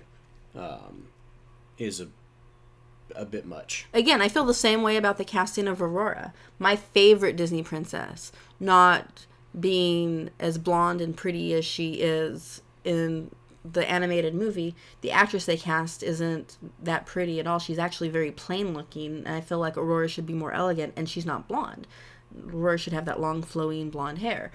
I feel the same way about that, but nobody cares about that because it's a white actress that just happens to have brown hair. Because this actress is black, my exact same feelings have turned into racism, and that's not the case. That's what bothers me. Fair enough. So, just because someone criticizes something that involves somebody black does not make them a racist. We are allowed to have opinions about people regardless of the color of their skin. That's the point. Sure, but you also have to kind of go, okay, they do have a minor point because your opinion is based on the color of the girl's skin and her hair. It is because of her race that you're upset. You're not allowing for her acting ability or the writing of the character. You're judging everything based on her appearance. Yes. Right. And that's why it feels racist. It may not be. You are not a racist, but it feels like a racially motivated point of view. It's not racially motivated, it's appearance motivated, and there is a difference. There is a difference. And people need to learn how to separate that. But you at least do see where they're coming from. It still pisses me off. Well, okay. And that being said, I would also like to point out that racism doesn't just exist against blacks. Oh, yeah, no, absolutely. You can be white and blonde and still have racism. Well, sure. And I actually got into a very heated debate with somebody on Twitter about this that basically said what I went through as a young girl wasn't racism because I'm white and blonde and so it can't possibly be racism. Yeah. I love the concept of reverse racism. I hate that term. It's so ridiculous. Racism is racism, regardless of who has the opinion, who is portraying that racist opinion. Racism is racism. And for the record, and I think I've mentioned where I grew up before. I grew up in deep South Texas. Sure. Where white is the minority. Absolutely. It is a very heavily Hispanic culture. I am half Hispanic, but you'd never know it by looking at me. No, certainly not. Weta. Weta. I'm white skin. I have hazel eyes now, but when I was younger, they were even more blue than hazel. And I was naturally blonde as a kid. So I looked about as white as they came in a mostly Hispanic school with a Hispanic last name that I had at the time. I was teased terribly because of the color of my skin and hair. And if you can't call that racism, nothing is. Right. It doesn't matter that I was white and blonde. That was racism. Yep. So yes, I myself have experienced racism. And that pissed me off too, that this woman basically said, because I'm white and blonde, that's not racism. Yes, it is. It absolutely is. Whether it's a white girl in an all-Hispanic school or an all-black school getting picked on because she's white, or it's a black girl getting picked on because she's black, or a Hispanic girl getting picked on because she's Hispanic, she's Mexican or Puerto Rican descent, it's racism in all three examples. Exactly. Absolutely. Racism is racism regardless of your race. Right. If you are being picked on due to your race, that's racism. So it goes all around. And so, yes, I know what racism is like. Yeah. I'd also like to point out that I'm tired, since I'm on racism anyway, let's just keep going. I may as well piss everybody off while I'm at it. I am really tired of the slavery card being thrown around. I wasn't there, you weren't there, and I can almost guarantee you none of the blacks today were ever slaves. There's not a single living soul who was alive during slavery. Exactly. You were not a slave. Your ancestors might have been, but you weren't. You didn't experience it, and therefore I don't have to apologize to you. Chances are your parents didn't even experience it. Right. At best, your grandparents. Yes, it sucked. It was a terrible thing. I am not saying it wasn't bad. It was awful, and it should never happen again with any race and any culture. And the fact that we're still seeing slaves in other countries with other races and cultures is absolutely appalling. It's an awful thing. And like I said, it should never happen again. But it didn't happen to us. It's history. Also, and I realize that this is kind of a... all right. So I realize that by and large, the slavery population was black. Mm-hmm. But there were white slaves. There were black slave owners. There were Mexican slaves. There were... Especially in Texas. Yeah. There were... there were Irish slaves. Mm-hmm. So just because you're black, number one, your family may not have actually experienced slavery, especially if you're a relatively recent immigrant to the country. If your grandparents came over here after slavery was abolished, your family wasn't slaves anyway. So you don't really have you. I'm like you. I'm tired of that particular card being played. Yeah, it's way outdated. It's time to get the fuck over it. Mm-hmm. Sorry. I'm sorry if that's a unpopular opinion, but get the fuck over it. Exactly. And, if there was even still any slaves around today, former slaves that were still alive, I might say, okay, they need to be apologized to. But there's not. Right. Slavery's been gone so long that nobody alive was part of it. Right. My family had nothing to do with slavery. Nobody in my family has ever owned a slave. Hell, half my family didn't come over till after it was already over with.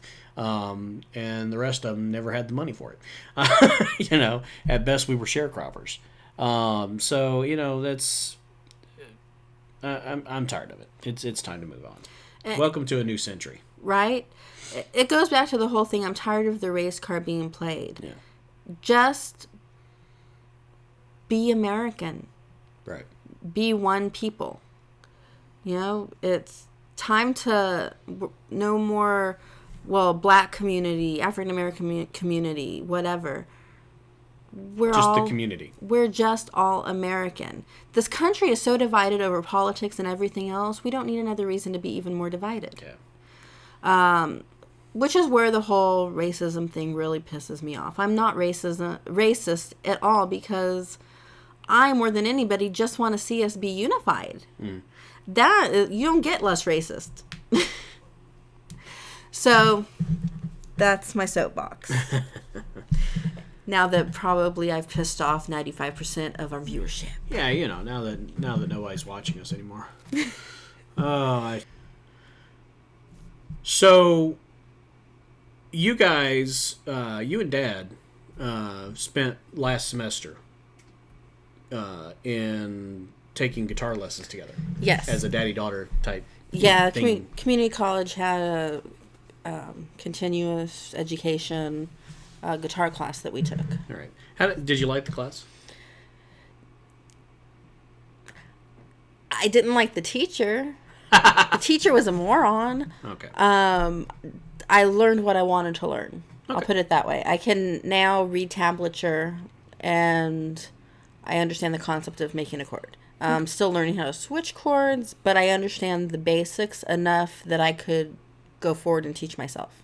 Practice at this point. Right.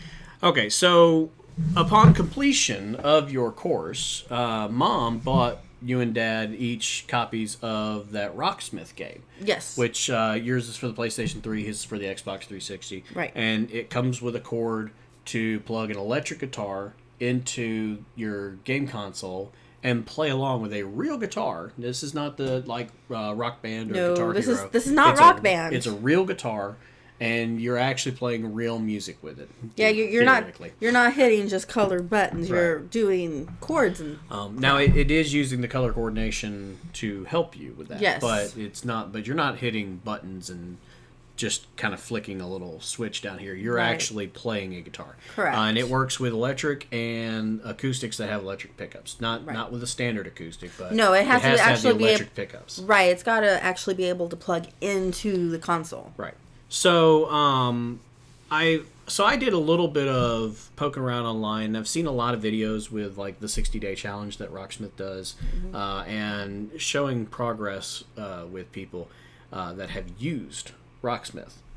And I find it a fascinating concept of taking a video game, and it's a video game, but it's designed to help teach you how to play guitar. Right, actually play guitar. Yeah, actually play real guitar. Somebody said, Rock Band and Guitar Hero don't go far enough. This is what we really want to see in a guitar-based video game. So I want to do that. I want to actually learn how to play guitar using RockSmith. So what I'm going to do is down the line, I got to get my PlayStation fixed because the diode doesn't read Blu-ray discs anymore. It only reads DVDs. Right. All PlayStation 3 games are Blu-rays. So I can't play any PlayStation games and I can't watch any Blu-rays. That would present a problem. Yeah. The only thing I use my PlayStation for right now is video games that I've downloaded, such as Grand Theft Auto 5 or Netflix. And that's really annoying me. So I am going to get that fixed. And I'm going to pick up RockSmith. I'm going to get the game, and it comes with the cable, and I'm going to get a cheap electric and start playing RockSmith and see how easy it is to actually learn how to play guitar from someone who knows nothing about actually playing a guitar. The only thing I've ever learned how to play guitar is I can do a G chord. My stepfather plays, and he taught me a G chord 30 years ago. And for some reason, it's stuck with me. It's the only thing that ever stuck. I don't know why. Really weird. But I can do a G chord fairly well. Okay. So anyway, so I'm gonna take that challenge. I'm gonna see if I can learn from RockSmith with the new 2014 edition, and go from there. So I'm gonna try and record my progress.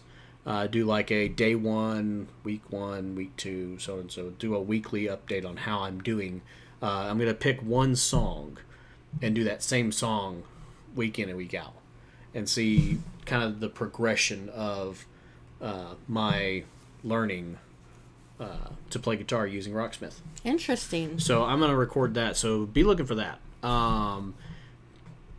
So I guess that sort of works as my Chuck's Choice, is the new RockSmith game. Chuck's Choice is going to be to learn how to play guitar using RockSmith. That's what Chuck is choosing to do. Yeah, so a little different choice this time around. Let's put it that way. Which means it's time for Flix Pix. Right, you've ranted. I've chosen something. Let's talk about Flix Pix. And boy, did I rant. Yeah. You tend to go on and on about things. Okay, so Flix Pix. My first choice is How I Met Your Mother. I've seen pretty much all those episodes at some point or another, most of them multiple times, but it's fun to actually sit down and watch them all in order in a short time span because of the way the story flows. The whole concept of the show is this guy is telling his kids how he met their mother. And as he's telling the story, sometimes he'll come up on something and be like, but I'll get to that later.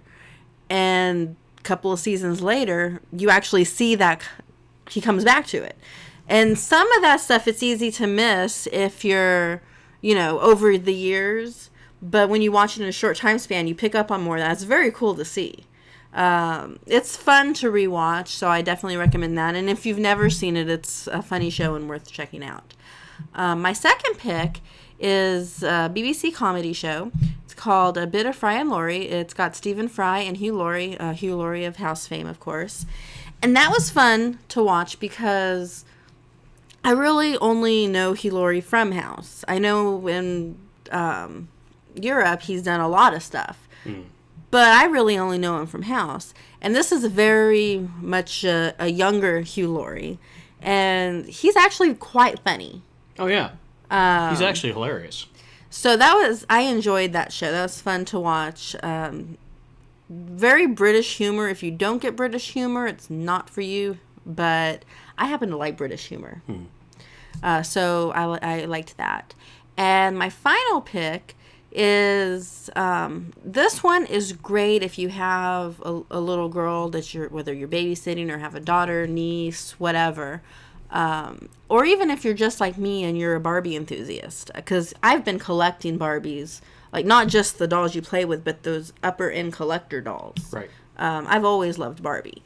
And there's a show on Netflix. It's actually a web series that they've compiled the best of and put on Netflix. It's called Barbie Life in the Dream House. And it's set up to look like a reality show. It's like a Barbie reality show. You have the dolls that know they're dolls. They know they're made of plastic. And they do the little... So it's like Big Brother? Yeah, they do. But it's Barbie? And they do the little couch segments where they talk like a reality show. And they interact with life-size objects. Like you'll see Barbie carrying a tube of lipstick that is proportionate to a real-life tube of lipstick and a real-life Barbie doll. So it's Barbie walking around like this, holding a tube of lipstick. Right. And it's dumb and it's cheesy, but it's funny. At least you admit that it's dumb and cheesy, because that's ridiculous. But it's funny, and there's just enough humor in it to be comical to an adult that's watching it with a kid. Okay. So it's enjoyable to watch with your young daughters, and it's totally kid-friendly. There is nothing lewd or bad language or sexual about it at all. Ken and Barbie are together, but I think Ken's in the closet because it couldn't make him more gay if they tried. There is nothing sexual about this. You won't even see Ken and Barbie kiss. All right. So it's perfectly safe for your little ones, but it's also...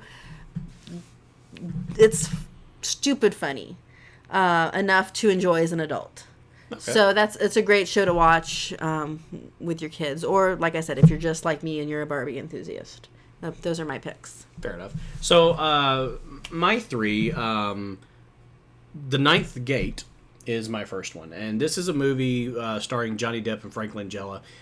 It's a horror, thriller, psychological type thing. And it's Johnny Depp is a rare book finder who is sent on a mission to find these 9 copies of a specific book. And when you bring the 9 copies together... he's trying to find them for Frank Langella's character, and when you bring them together, it will allow the holder of the books to open the gates of hell. So, it's a trippy movie. It really is. It's very good. If you like Johnny Depp, this is one of his earlier roles. This is from right around '99, I think. So it's a while ago. Pirates. Yeah, it's before Pirates. It's before he went mainstream. To be fair. So it's a very... Edward Scissorhands was kind of mainstream. It's really not. It was an out there movie. It just got real popular. Yeah. It wasn't designed to be a mainstream film.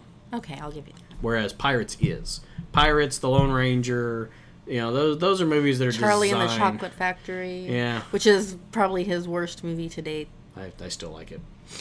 So anyway, you know what I find interesting about that movie? Willy Wonka and the Chocolate Factory with Gene Wilder is more about Charlie. Charlie and the Chocolate Factory is more about Willy Wonka. Yes. Really weird. Anyway, so my second pick is if you like television, if you like drama series, and you like that psychological thriller kind of thing, my second pick is Dexter. Dexter just finished its 8th season. It's the final season. It's done. They wrapped up the show this past fall. And those episodes are now available on Netflix. So you can watch the entire run of Dexter from the first episode all the way through to the final episode. And get a feel for that show. It's a great show. It's well written. It diverts considerably from the source book. The books I think they're into their 9th book.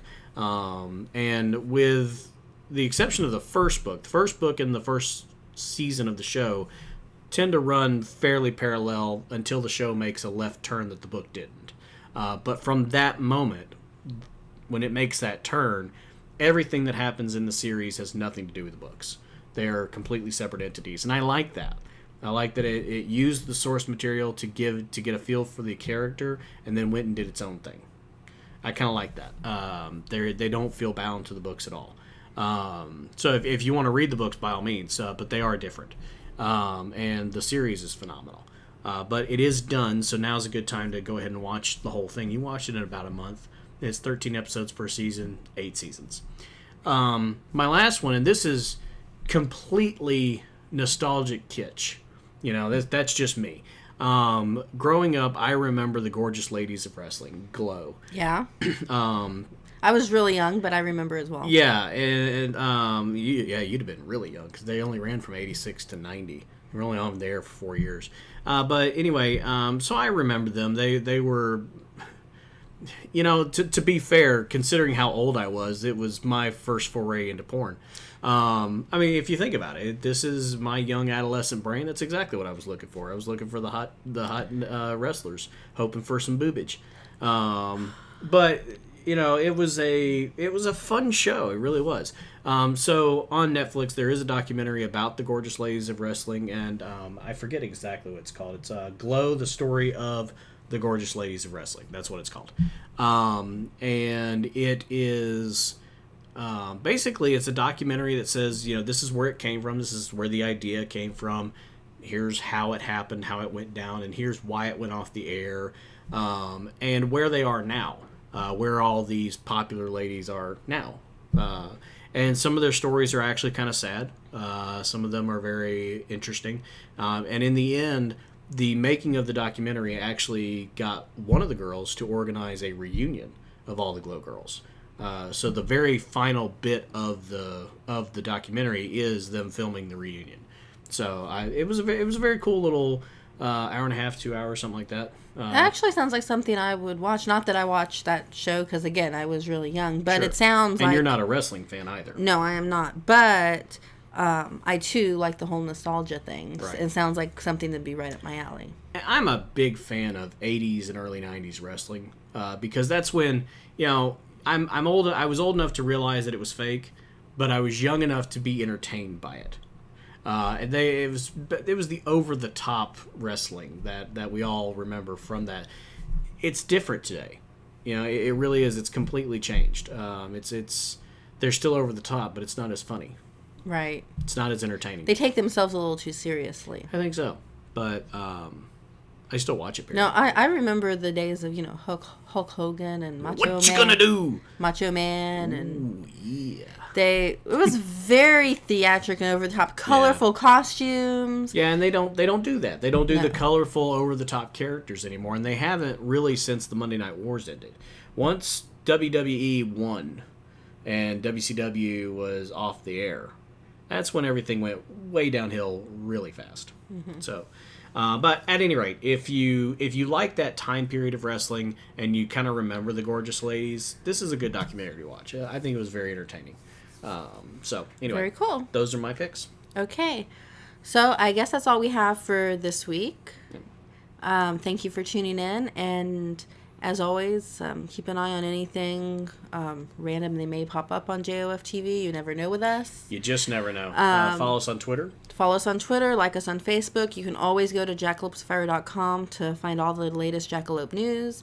That site is still evolving and will continue to evolve throughout the year. I have plans for that. The Jackalopes in general have plans for 2014.